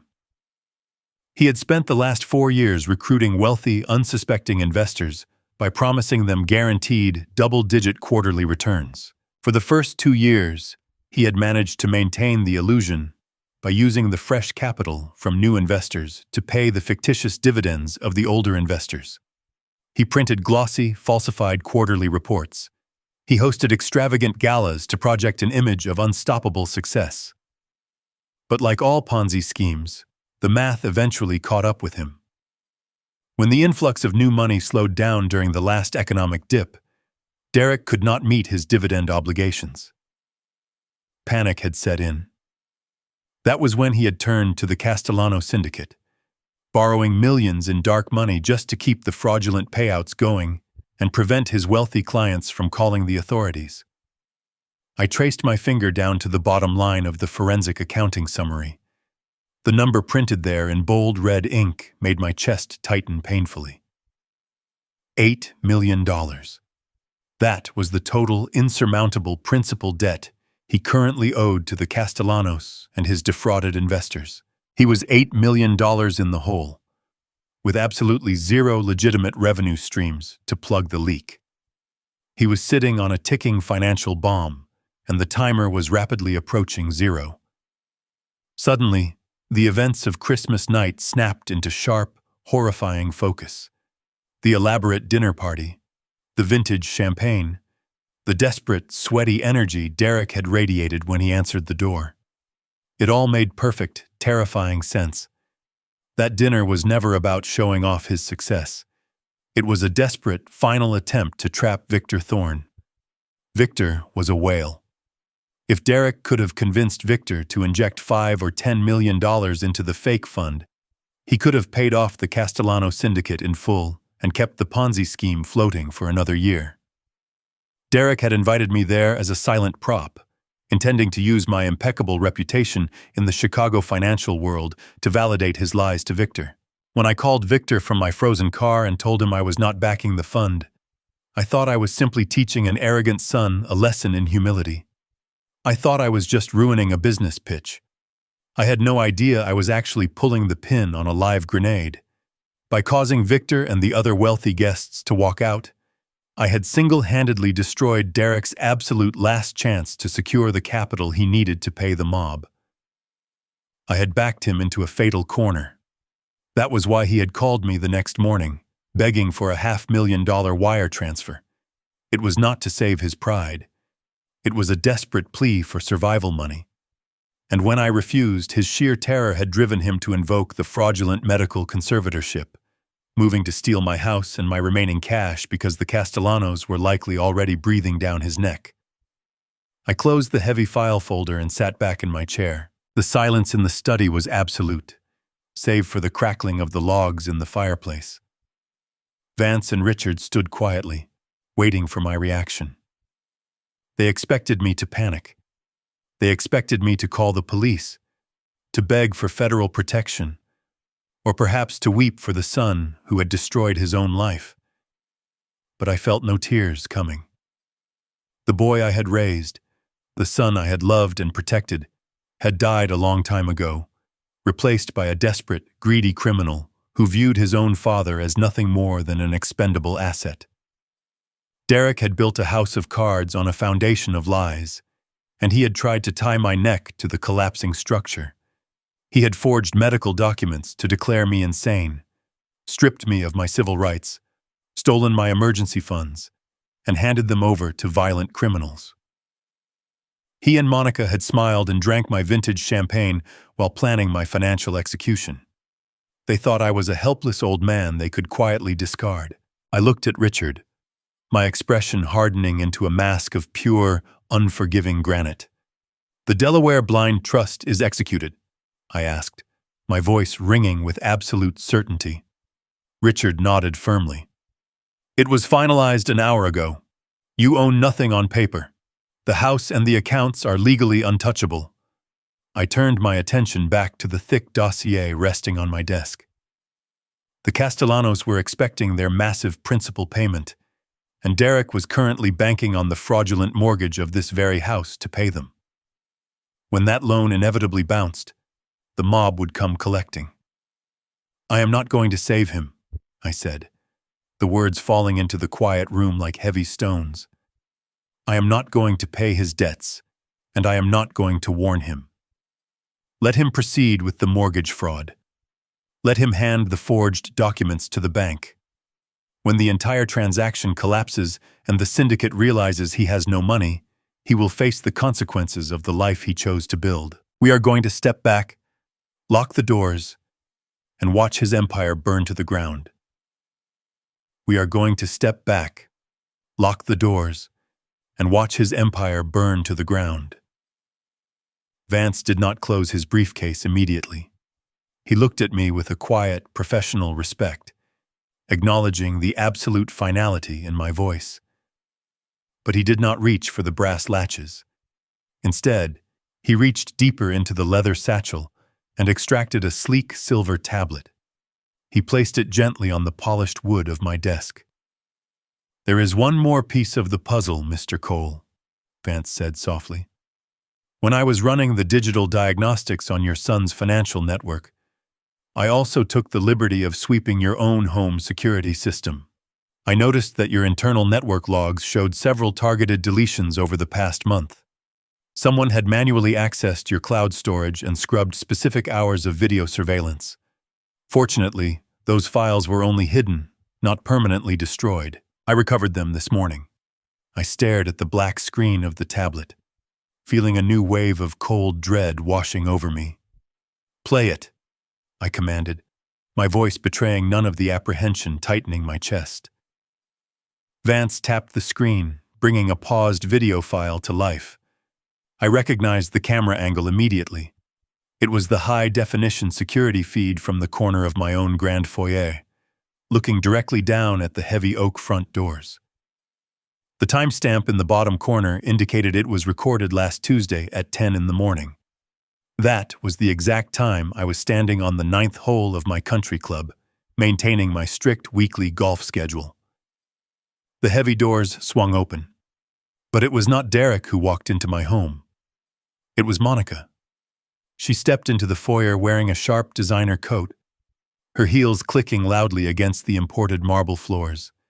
She looked over her shoulder, her eyes darting nervously down the driveway, before waving someone else inside. 2 men stepped into my house. They did not look like traditional bank officials or wealth managers. They wore cheap, ill-fitting suits, and their demeanor was aggressive, calculating, and entirely disrespectful of my home. "These are the property appraisers," Vance explained, pausing the video for a fraction of a second to point at the screen. "But they do not work for a federally regulated bank. They work for a private, unregulated hard money lending firm that caters to desperate clients. They provide massive loans based entirely on raw equity, bypassing standard background checks and income verification. Their interest rates are predatory, and their foreclosure protocols are ruthless." Vance resumed the video. I watched, paralyzed by a sickening mixture of rage and profound violation, as my daughter-in-law led these 2 shady operatives through my personal sanctuary. The microphone on the camera picked up their conversation perfectly clear. Monica handed a thick stack of papers to the taller man. "That is the fully executed medical conservatorship," she said, her voice dripping with a cold, businesslike detachment. "As you can see, my husband has absolute legal authority over this entire estate. The current owner is experiencing severe cognitive decline and will be permanently relocated to a memory care facility by the end of the week. We need the $4 million loan expedited. The funds must be wired to our accounts within 5 days. We are willing to accept the higher interest premium in exchange for absolute discretion and speed." I sat perfectly still, watching Monica gesture dismissively toward the framed photographs of Patricia resting on the console table. She walked them through my formal dining room, pointing out the custom woodwork, the high vaulted ceilings, and the vast acreage visible through the floor-to-ceiling windows. She was treating my home, the house I had built with 50 years of blood and sweat, like a corpse she was stripping for jewelry. She was haggling over the price of my life. The appraiser flipped through the forged power of attorney, barely glancing at the architectural beauty surrounding him. "The equity is obvious," the man grunted, handing the document back to her. "With this court order, we can bypass the standard underwriting process entirely. We will draft the mortgage agreement today. You will have your 4 million by Friday afternoon." The camera captured Monica's face perfectly as the men turned to leave. A slow, triumphant smile spread across her lips. It was the exact same smirk she had worn on the porch on Christmas Day while sipping my vintage champagne. The realization hit me with the force of a physical blow. When she was standing on that snowy porch, looking at me with such absolute contempt, she was not just feeling superior. She was actively celebrating. She smirked because she believed she had already sold the ground beneath my feet. She thought I was already a ghost, a penniless old man wandering the streets while she and her husband used the very roof over my head to pay off their violent debts. Richard leaned forward, his face pale as he watched the tablet fade to black. "Harrison," he whispered, his voice trembling slightly. "A hard money lender does not offer grace periods. If Derek pledges this house as collateral and defaults on the payments, they will not send polite letters. They will seize the property immediately and evict you within days. They designed this trap perfectly. They planned to throw you into a facility and let the lenders take the house, washing their hands of the entire mess while keeping the 4 million in cash to satisfy the Castellano syndicate." I reached out and pushed the tablet away, my hands completely steady now. The anger was gone. The shock was gone. What remained was a terrifying, crystal-clear vacuum of emotion. Monica was not a passive participant. She was the logistics coordinator of my destruction. They were a team of parasites, bound together by greed and a complete lack of human empathy. I looked at Vance and Richard. "You have done excellent work, gentlemen," I said, my tone as cold and hard as a frozen lake. "We have all the information we need. The Delaware Blind Trust is in place. The deed is secured. When Derek signs that mortgage agreement tomorrow, he will be committing massive, undeniable federal wire and bank fraud. He will pledge a property he does not own to a lender who does not forgive. Let them proceed." Vance and Richard understood there was nothing left to discuss. They gathered their documents, closed the heavy leather briefcase, and quietly let themselves out of the house. I listened to the heavy click of the deadbolt sliding into place, sealing me inside the sprawling $4 million mansion. The house was completely silent, save for the low, steady ticking of the grandfather clock in the hallway.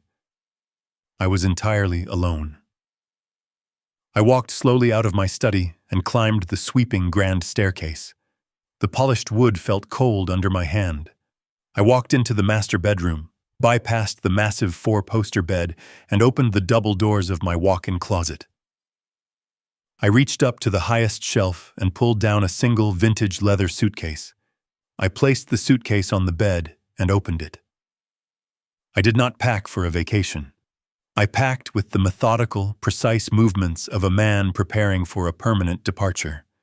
I folded 6 crisp dress shirts, 3 tailored suits, and a handful of essential personal items. I gathered my passport, my most critical offshore banking fobs, and a single silver watch Patricia had given me on our wedding day. I was stripping my life down to the absolute bare minimum. I knew that once the trap was triggered, this house would become a crime scene, a battleground of federal investigators, angry mobsters, and shattered illusions. I had no intention of being here when the sky fell. I was leaving the physical structure behind, because the memories it held had already been poisoned beyond repair. I closed the leather suitcase, buckled the heavy brass straps, and set it carefully by the door. I walked back downstairs, my footsteps echoing in the empty house. I returned to my study, where the fire had burned down to a soft, glowing bed of orange embers. I picked up a heavy cedar log from the brass basket and placed it gently onto the grate. The flames quickly caught the dry bark, casting dancing shadows across the rows of leather-bound books.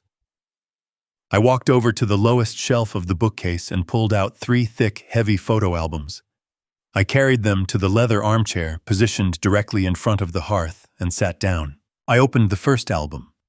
The plastic sleeves were filled with the chronological history of a family that no longer existed. I looked at a photograph of Derek when he was 7 years old, grinning brightly with a missing front tooth, holding a wooden train set I had built for him in the garage. I turned the page and saw Patricia, vibrant and smiling, wrapping her arms around a teenage Derek at his high school graduation. I stared at the faces in the photographs, trying to find the precise moment where the boy I loved turned into the monster who plotted my demise. But there was no single moment. It was a slow, insidious rot, fueled by my own endless generosity and his bottomless sense of entitlement. I reached into the album, my fingers sliding beneath the plastic sleeve. I pulled out the photograph of Derek smiling at his graduation. I held it up to the firelight, studying his eyes one last time. Then, without a single tear, without a single tremor in my hand, I tossed the photograph into the roaring fire. I watched the glossy paper curl inward, the colors blackening and blistering before erupting into a brief, bright flash of yellow flame. Within seconds, it dissolved into nothing but fragile gray ash, floating up the chimney and disappearing into the cold winter night. I turned the page and pulled out another photograph.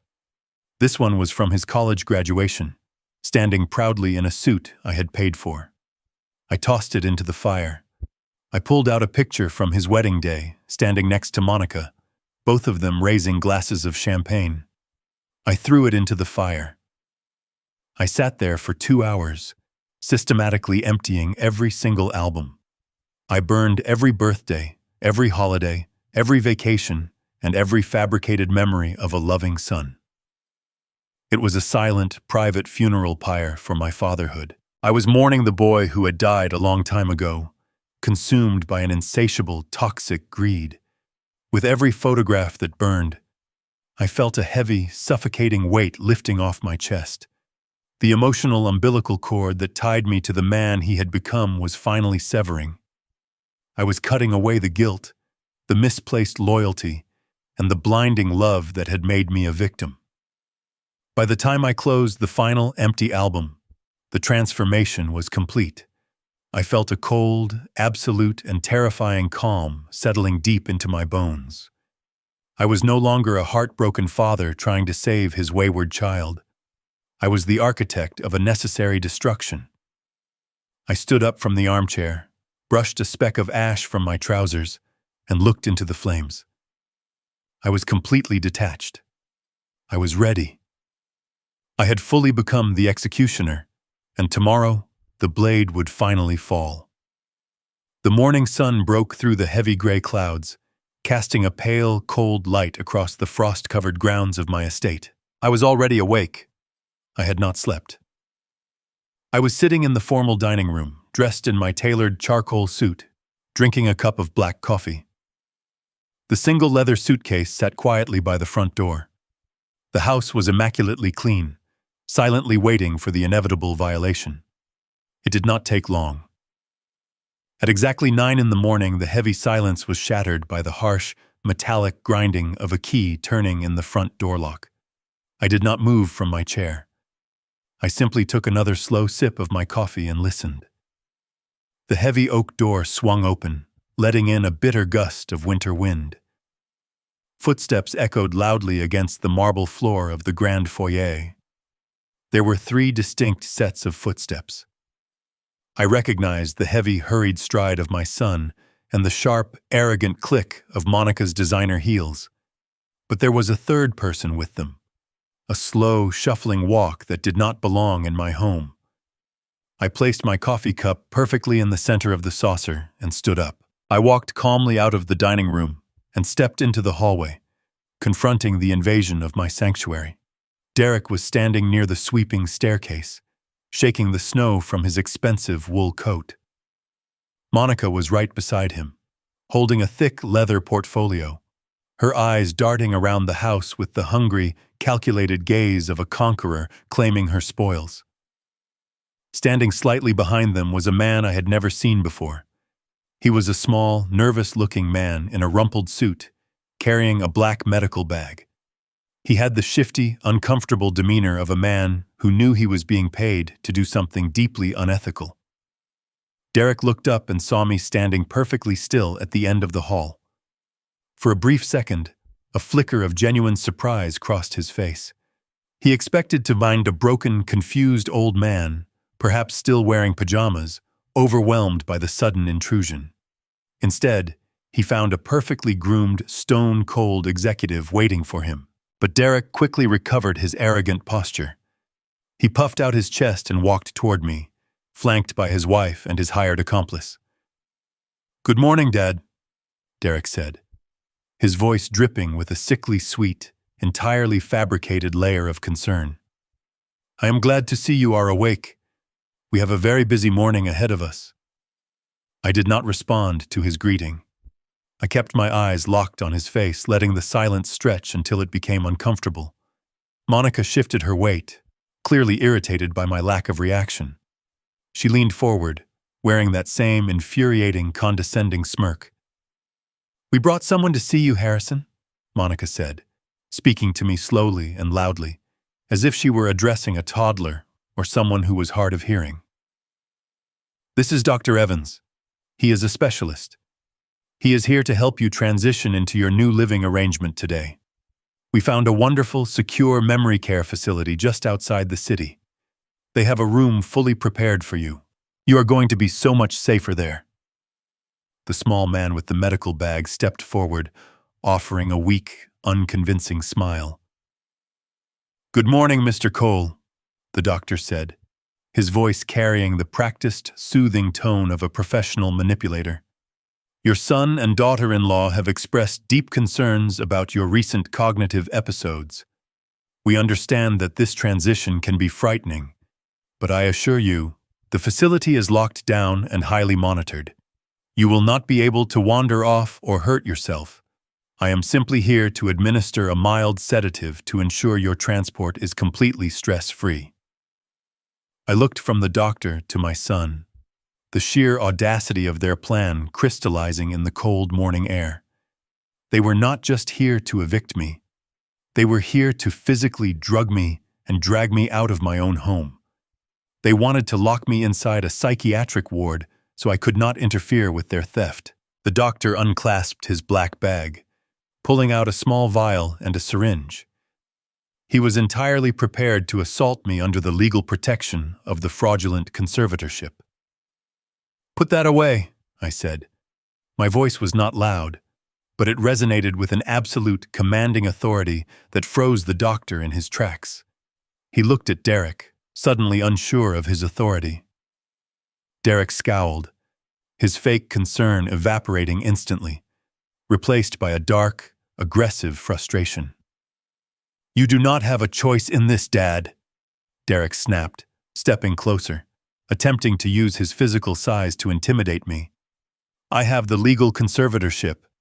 I have the signed medical directives. You are no longer competent to make decisions for yourself. You are leaving this house today, right now, whether you walk out the front door or we carry you out on a stretcher. It is entirely up to you." I maintained my absolute calm. I knew that the slightest display of anger, any raised voice or physical resistance, would only give the corrupt doctor the justification he needed to declare me belligerent and administer the sedative. I had to remain the smartest man in the room. I slowly turned my back on them and walked into the formal living room. I moved to my favorite leather armchair, sat down, and crossed my legs. I gestured calmly to the sofa opposite me. "If you are going to force me out of my home, Derek," I said evenly, "you can at least have the decency to explain the logistics to me like a man. Sit down." "I want to hear exactly how you pulled this off," Derek scoffed, but the invitation to boast was simply too tempting for his massive ego to resist. He waved the doctor away, gesturing for him to wait in the foyer. Monica followed Derek into the living room, sitting on the edge of the velvet sofa while Derek remained standing, pacing back and forth in front of the unlit fireplace. He was practically vibrating with arrogant, nervous energy. He thought he had won. He believed he had finally defeated the towering figure of his father.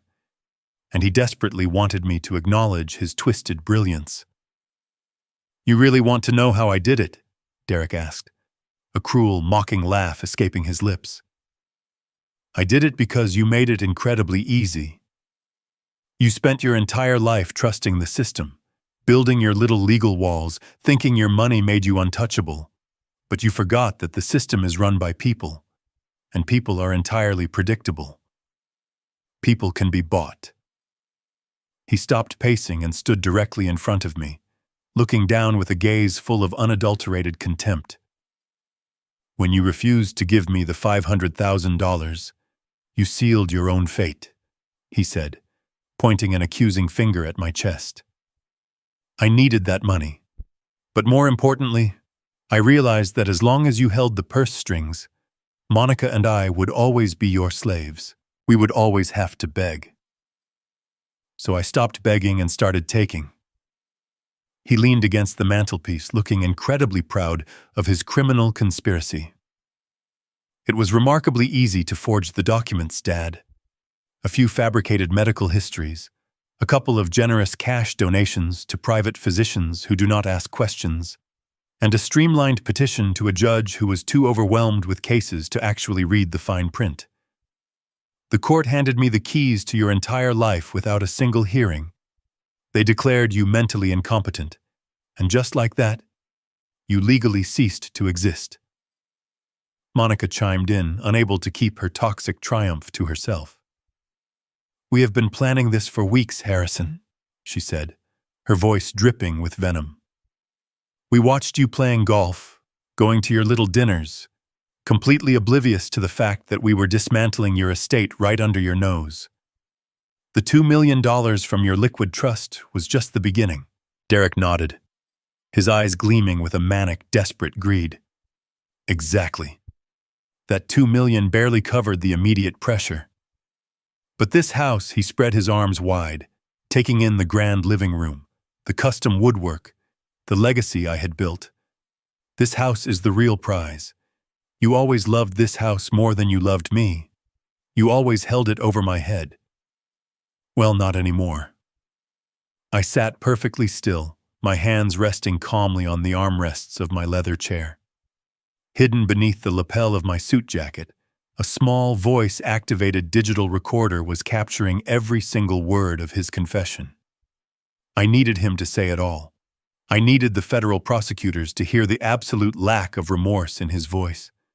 So, I gave him a subtle push, playing the part of the defeated old man. "You cannot mortgage this property," I said softly, injecting a fake tremor of fear into my voice. "The bank will never approve a massive loan without my physical presence. They will know something is wrong." Derek threw his head back and laughed aloud, a harsh, grating sound that echoed off the high ceilings. "You truly are a dinosaur, Dad. You have no idea how the shadow market works. I did not go to your pristine, regulated wealth managers. I went to a private lender, a hard money firm that only cares about the raw equity in the dirt. They do not care if you are present. They only care about the court order with my name on it." He walked over and stood inches from my chair, leaning down so his face was level with mine. The smell of his expensive cologne mixed with the sour scent of his nervous sweat. I wanted to see the exact moment his confidence reached its absolute peak. "The $4 million mortgage on this house is approved," Derek stated, his voice a low, terrifying growl. "The paperwork was finalized yesterday. The funds wire to my accounts at 3:00 p.m. today. Once that money hits, my debts are completely cleared, and my business is saved. And if you try to fight me, if you try to call your lawyers, the lenders will simply foreclose on this property and throw you out on the street." He paused, letting the heavy, devastating weight of his words settle in the quiet room. He looked deep into my eyes, searching for tears, searching for the broken spirit of the father he had just destroyed. "You are done, old man," he whispered maliciously. "You have absolutely nothing left. Now get up, the doctor is waiting to take you to your new home." I did not move. I did not cry. I looked at the son I had raised, the boy I had loved with every fiber of my being, and I felt absolutely nothing but a cold, clinical detachment.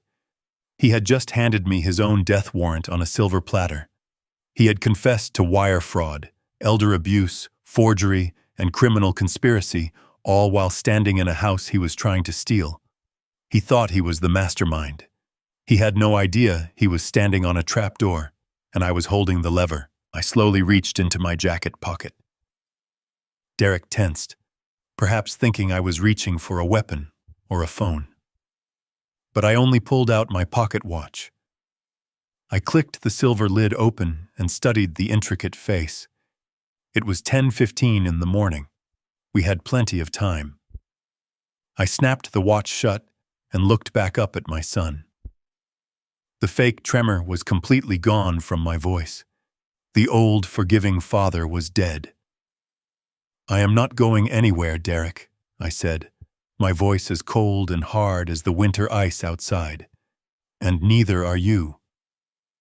It was Christmas Day when my son locked the door and looked at me coldly. "You are no longer part of this family. Just leave." For a moment, I said nothing. I just stood there on the frost-covered porch of the $3 million Lincoln Park home I had helped him buy, the freezing Chicago wind biting through my wool coat.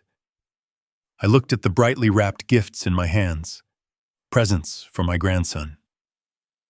Then I noticed something else. His wife, Monica, was standing right behind him in the warm glow of the foyer, quietly laughing while sipping champagne from a crystal flute. I did not argue.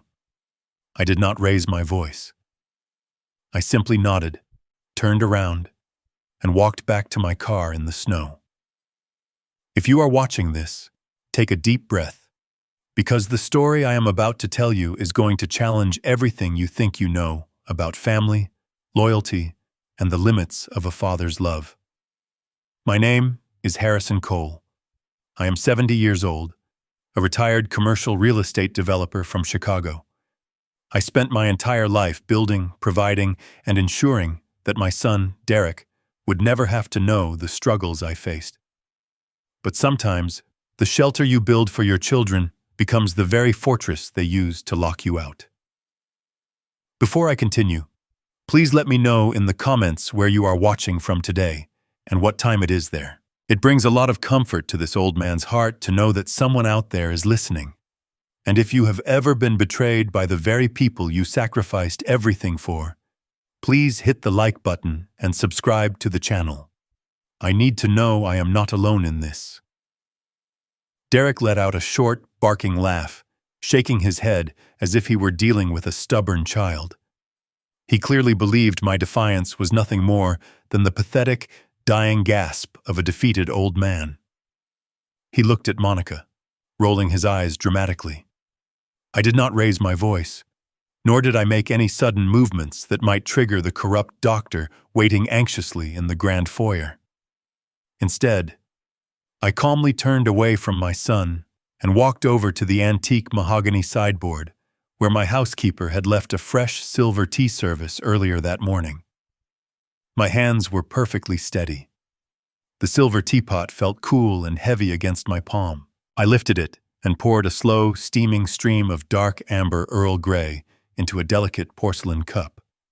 The gentle, civilized sound of the liquid filling the cup stood in stark, almost surreal contrast to the violent, criminal eviction taking place in my living room.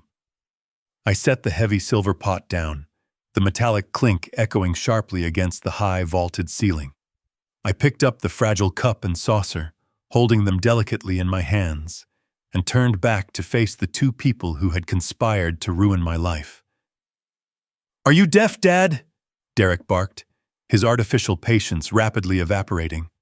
He took an aggressive step forward, pointing toward the hallway. "I said it is time to go. The medical transport is outside." I took a slow, deliberate sip of my tea, letting the warm, fragrant liquid soothe the back of my throat. I looked at him over the rim of the cup.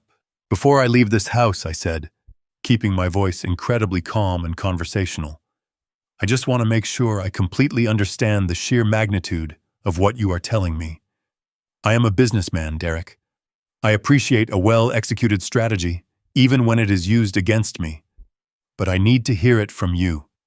You are standing in my living room, looking me in the eye, and telling me that you knowingly forged my signature on legal medical documents. Derek scoffed, crossing his arms over his chest. I did not forge it myself, he replied, a smug, self-satisfied grin spreading across his face. I paid a professional document fabricator $3,000 to replicate your signature flawlessly. It was worth every penny. Hidden beneath the thick wool lapel of my tailored suit jacket, a small, high-definition digital voice recorder was silently capturing every single syllable. The red light was blinking softly against my chest.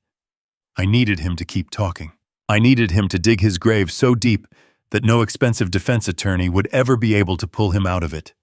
So you hired a forger? I clarified, nodding slowly, as if I were simply taking mental notes. And the doctors. You actually bribed 2 licensed medical professionals to declare me mentally unfit without ever conducting a physical examination. Monica let out an exasperated sigh, shifting her weight on the velvet sofa. Oh, please, Harrison, she interjected, her voice dripping with absolute boredom. Do not act so naive.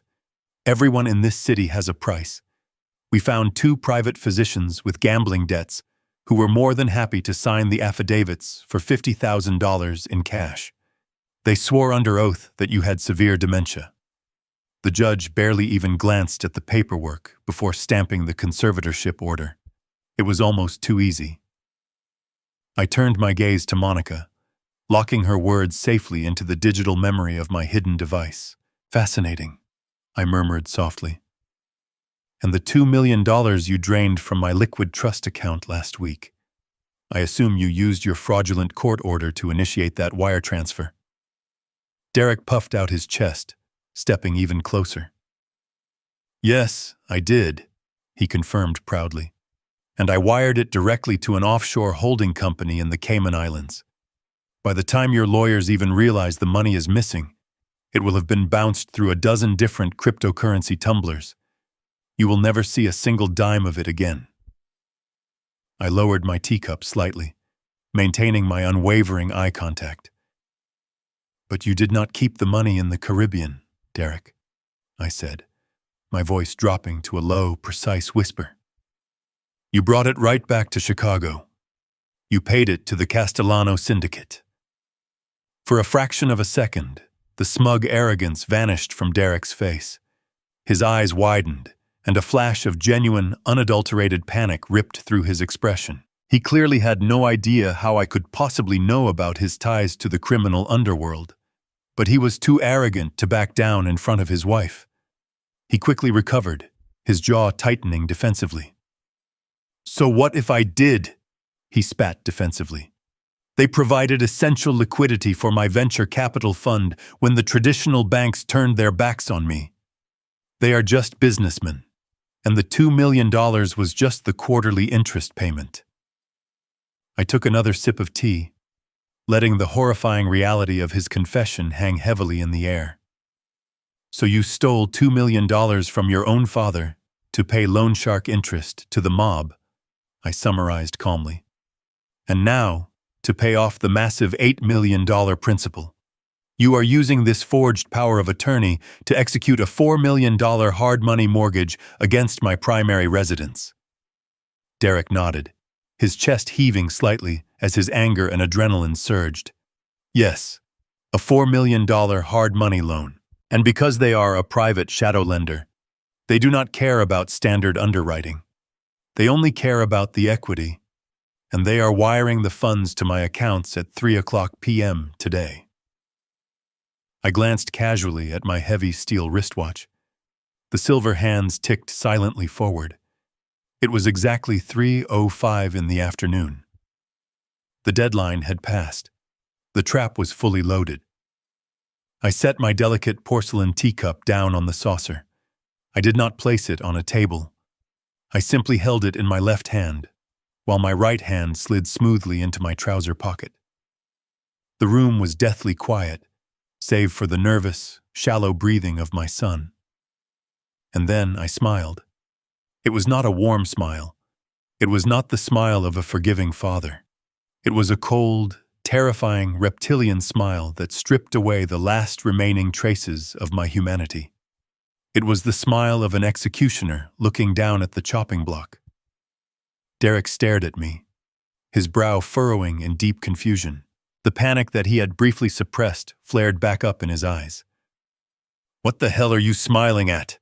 Derek demanded, his voice suddenly lacking its previous commanding authority.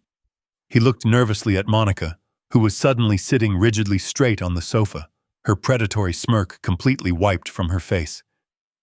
"I am smiling, Derek," I said softly, my voice echoing with an unnatural, chilling calmness, "because you have just delivered the most spectacular masterclass in self-destruction I have ever witnessed in my 70 years on this earth. You think you are the smartest person in the room. You think you thought of everything. You hired the forgers, you bribed the doctors, you fooled the judge, and you sold out your own blood to appease a cartel of violent criminals." I took a slow, deliberate step toward him. He instinctively took a half step back. "But you made one catastrophic, fatal mistake," I continued. "You assumed that because I loved you, I was blind. You assumed that my money made me soft. But I did not build an empire in the Chicago commercial real estate market by being a naive, trusting fool. I built it by always being 3 steps ahead of parasites, exactly like you." Derek swallowed hard, his Adam's apple bobbing nervously. "Stop talking in riddles," he snapped, though his voice wavered noticeably. "The loan is approved. The money is transferring right now. You have lost." I shook my head slowly, the cold smile never leaving my face. "No, Derek. The money is not transferring. Because 6 months ago, after Patricia died and I finally saw the bottomless, terrifying depth of your greed, I sat down with my corporate attorneys, and I transferred the deed of this house, along with my cars, my art collection, and all of my core tangible assets, into a highly secure Delaware blind trust." I paused, letting the heavy, devastating words land squarely on his chest. "On paper, Derek, I own absolutely nothing. I am a penniless man. This house belongs to an anonymous corporate entity that cannot be accessed, cannot be sued, and certainly cannot be mortgaged by a fraudulent medical conservatorship." The blood drained entirely from Derek's face. He looked like a man who had just stepped off a cliff and was waiting for gravity to take hold. He opened his mouth to speak, but no words came out. Monica gasped loudly, her manicured hands flying up to cover her mouth in absolute horror. "You just used a forged legal document," I said, my voice rising slightly, cutting through the room like a serrated blade, "to mortgage a phantom asset. You pledged collateral that simply does not exist. You just attempted to defraud a massive, highly illegal syndicate bank out of $4 million. And guess what?" I reached into my pocket and pulled out my smartphone. I tapped the screen once, bringing up a secure, encrypted message from Richard Goldstein, sent exactly 1 minute ago. I held the glowing screen up so Derek could read the bold black text. "Your $4 million loan was just declined." The transaction bounced. The hard money lenders ran the final title check an hour ago and discovered the Delaware Trust. They know you tried to scam them. The silence that followed was absolute, terrifying, and profound. The reality of his situation crashed down upon him with the weight of a collapsing skyscraper. He had no money. He had no house. He had no leverage. But it was so much worse than that. "You owe the Castellano Syndicate $8 million, I whispered, stepping so close to him I could smell the pure terror radiating from his pores. "They were expecting their massive principal payment today. You promised them $4 million from the equity of this house. And now, you have nothing to give them. You do not just owe them money anymore, Derek. You just tried to con the Chicago mob. Do you have any idea what men like that do to people who try to steal from them? Derek's knees buckled. He actually stumbled backward, catching himself against the heavy oak coffee table. He frantically pulled his own phone from his coat pocket, his hands shaking so violently he nearly dropped it. He opened his banking app, his eyes frantically scanning the screen. 0. The pending incoming wire transfer from the hard money lender had vanished. The account was completely empty. "No," he whispered, a high-pitched, desperate sound escaping his throat. "No, no, no. This cannot be happening. You cannot do this to me." "I am not doing anything to you," I replied, stepping back and straightening my suit jacket. "You did this to yourself, and just to ensure that you cannot try to spin another lie." I tapped my chest right over the hidden pocket holding the digital recorder. "I have captured every single word you and your wife just said. The forgery, the bribery, the wire fraud. Awesome. In about 5 minutes, my attorney is handing this audio file, along with the complete forensic accounting of your Ponzi scheme, directly to the Federal Bureau of Investigation and the Securities and Exchange Commission." Monica let out a piercing, hysterical scream. She jumped up from the sofa, pointing a trembling finger at Derek. "You told me this was foolproof," she shrieked, her face twisted in absolute panic. "You told me he was just a stupid old man. You dragged me into a federal crime." Derek dropped his phone. It shattered against the marble floor. He fell to his knees, right there on my expensive Persian rug, the arrogant venture capitalist completely destroyed. He looked up at me, tears streaming down his face, begging for the very mercy he had mockingly denied me just 24 hours earlier. "Please, Dad," he sobbed, reaching out to grab the hem of my trousers. "Please, the Castellanos will kill me. They will murder me. You have to save me." I looked down at the pathetic, broken creature weeping at my feet, feeling nothing but the cold, clean air of absolute freedom. I stepped back, pulling my leg away from his grasp. "I am not your father anymore," I said quietly. "I am just the man who survived you." The shattered screen of my son's smartphone, lying face down on the imported marble floor, suddenly burst to life. It began to vibrate with a harsh, relentless buzzing that cut through the heavy, suffocating silence of the living room. It was exactly 3:10 in the afternoon. The hard money lenders had officially declined the $4 million transaction. The Castellano syndicate had been expecting their massive principal payment by 3 o'clock sharp. They were not men who tolerated delays, excuses, or bounced transfers. The vibration of the phone against the stone floor sounded like the rattling of a deadly snake. Derek stared at the device as if it were a live explosive. He did not reach for it. He could not even bring himself to move his hands. The blood had entirely drained from his face, leaving his skin a sickly, translucent shade of gray. His eyes were wide with a primal, suffocating terror. He knew exactly who was calling. He knew exactly what the ringing meant. His meticulously constructed house of cards had not just collapsed, it had caught fire, and he was locked inside.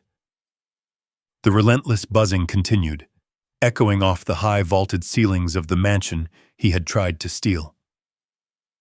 The sound finally shattered whatever paralyzed trance Monica had fallen into. She looked at the vibrating phone, then looked at Derek kneeling pathetically on the Persian rug, and a vicious, feral instinct for self-preservation completely took over her features. The arrogant, condescending woman who had smirked at me while drinking my vintage champagne vanished instantly. She was replaced by a terrified, cornered animal desperate to chew off her own leg to escape a trap. She lunged forward, not to help her husband, but to stand over him. "You complete and utter fool!" Monica screamed, her voice cracking with hysterical rage. Her perfectly manicured hands balled into tight fists at her sides. "You told me you had this handled. You told me he was just a clueless old man and the money was guaranteed. You promised me $4 million today. You dragged me into a massive federal conspiracy, and now the Chicago mob is calling your phone. Derek flinched as if she had physically struck him. Monica, please, he stammered, his voice weak and trembling. Please, we have to think. We can fix this. We can run. We can pack the cars right now. Monica let out a piercing, mocking laugh that held absolutely zero humor. We, she shrieked, pointing a trembling finger at his face. There is no we anymore, Derek.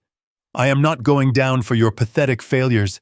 I am not letting those violent animals come after me because you were too stupid to run a real business. I am leaving you. I am packing my bags.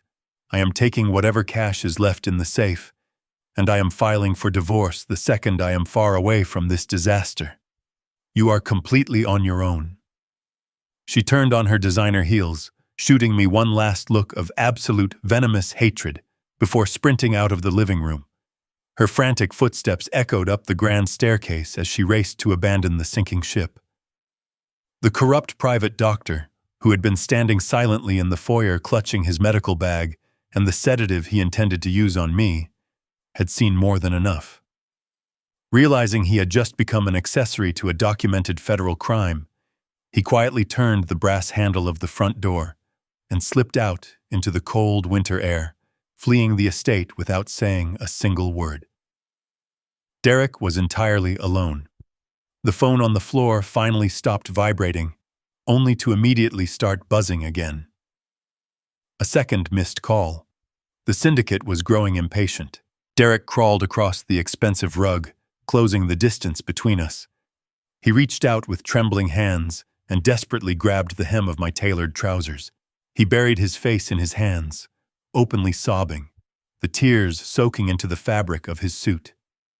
Dad, please, he wept, his voice a pathetic, high-pitched whine. I am so sorry. I was out of my mind. I was desperate. You have to save me.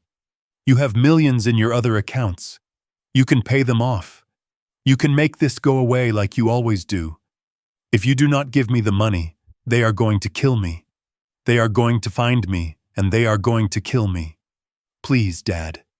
I am your son. You cannot just leave me here to die. I looked down at the top of his head. I felt no anger. I felt no satisfaction. I only felt a deep, hollow emptiness where my love for him used to reside. I had spent 40 years shielding him from the consequences of his own actions. I had paid his debts, fixed his mistakes, and bought his affection. And my reward was a son who forged my signature to declare me mentally incompetent so he could steal my home and hand it to violent criminals. I slowly reached down and firmly pried his trembling fingers off my trousers. I smoothed the fabric of my suit. You made your choices, Derek, I said quietly, my voice completely devoid of any emotion. You chose to borrow money from murderers. You chose to defraud your investors. You chose to betray your own father. I cannot save you from the life you deliberately built. I turned away from him and walked out of the living room. I did not look back. I walked across the grand foyer, picked up the single leather suitcase I had packed the night before, and walked toward the heavy oak front doors. Derek's desperate, agonizing screams echoed behind me, begging me to come back, begging me to save his life. But his cries belonged to a stranger. The man who survived him simply opened the door, stepped out into the freezing reality of a new life, and pulled the heavy door shut until the deadbolt clicked into place, silencing the past forever. The crisp, biting winter air hit my face the moment I stepped onto the front porch. I took a deep, slow breath, filling my lungs with the freezing Chicago wind. It felt incredibly pure. For the first time in years, the suffocating weight of my son's endless failures was no longer resting on my shoulders. I walked down the stone steps and across the snow-covered driveway toward the black luxury sedan, waiting for me near the front gates. Richard Goldstein had arranged the transport. I placed my leather suitcase in the trunk, climbed into the warm, quiet cabin of the back seat, and told the driver to head toward the airport. As the car pulled smoothly out of the estate and turned down the winding suburban road, I rolled the window down just an inch through the narrow gap, carried by the icy wind. I heard a sound building in the distance. It started as a faint, high-pitched wail, growing rapidly louder and more distinct. It was the sharp, intersecting chorus of federal sirens. Richard had not wasted a single second. The moment he received my confirmation message, he had electronically submitted the digital recording of Derek's confession, along with the mountain of forensic evidence detailing the massive Ponzi scheme, directly to his contacts at the Federal Bureau of Investigation and the Securities and Exchange Commission. A coordinated strike team was already descending upon my estate. In a matter of minutes, federal agents would breach the front doors. They would find Derek sitting on the floor, his life completely in ruins, listening to the relentless ringing of a phone he could not answer. It might seem cruel to the outside world, a father sending his own flesh and blood to federal prison. But as I listened to the sirens screaming past my car, heading toward the house I had just abandoned, I knew it was the final, most profound act of mercy I could ever offer him. If I had simply walked away and left him to the Castellano syndicate, they would have tortured him. They would have ended his life in a dark warehouse on the south side. By turning him over to the federal authorities, I was giving him the only sanctuary he had left. The walls of a federal penitentiary would strip away his tailored suits, his arrogance, and his freedom, but those walls would also protect him from the violent predators he had foolishly tried to outsmart. He would lose 20 years of his life to a concrete cell, but he would keep his heartbeat. It was a harsh grace, but it was the only grace he deserved. The drive to O'Hare International Airport was quiet and reflective. The sprawling gray skyline of Chicago faded into the rearview mirror, taking with it the decades of stress, obligation, and misplaced loyalty that had defined my existence. I moved smoothly through the private aviation terminal, my passport and boarding documents prepared perfectly by my legal team. The Delaware Blind Trust had successfully shielded my vast wealth, ensuring that the federal freeze on Derek's fraudulent operations would not touch the core assets I needed to start over. I walked down the carpeted jet bridge and took my seat in the spacious first-class cabin of a heavy international jet. A flight attendant approached with a silver tray, offering me a glass of champagne. I took the crystal flute and looked at the bubbling golden liquid. It reminded me of Monica standing in my foyer, smirking at me over a glass of my own vintage wine. I raised the glass to my lips and took a slow, deliberate sip. The taste was sharp and clean. The engines of the massive aircraft hummed to life, vibrating through the floorboards. As the plane taxied down the runway and accelerated into the winter sky, breaking through the heavy gray clouds to reveal the blinding, limitless sunshine above, I closed my eyes and let the final remnants of my past fall away. I am Harrison Cole. I am 70 years old. Society tells us that at this age, a man's life is essentially over. We are expected to fade quietly into the background, to accept our diminishing relevance, and to suffer the indignities of ungrateful families simply because we fear being alone. But as the plane leveled out, setting a direct course for the sun-drenched cliffs of the Amalfi Coast, I realized that true freedom does not have an expiration date. I had performed a brutal, painful amputation. I had cut off a toxic, infected limb to save the rest of my soul. I was leaving behind an empire, a house, and a son. But I was carrying with me the most valuable asset a human being can possess. I still had my absolute, unshakable dignity. The tragedy of Derek's life was his own making, but the triumph of my survival was mine alone. I looked out the window at the endless blue horizon. The past was a frozen, shattered landscape left far behind me. But the future, for the first time in my life, belonged entirely to me. The deepest lesson life can teach you is that blind loyalty to toxic family is not love, it is self-destruction. We often mistake our endless sacrifices for good parenting, failing to realize that constantly cushioning the fall only teaches a person how to exploit the net. True wealth is not measured by the properties you own or the money in your bank, but by the peace in your mind and the respect you demand for your own dignity. Sometimes, the bravest and most necessary act of love is having the courage to finally walk away. If you found strength in this story of survival and reclaiming your worth, please hit the like button, subscribe to the channel, and share your own experiences in the comments below.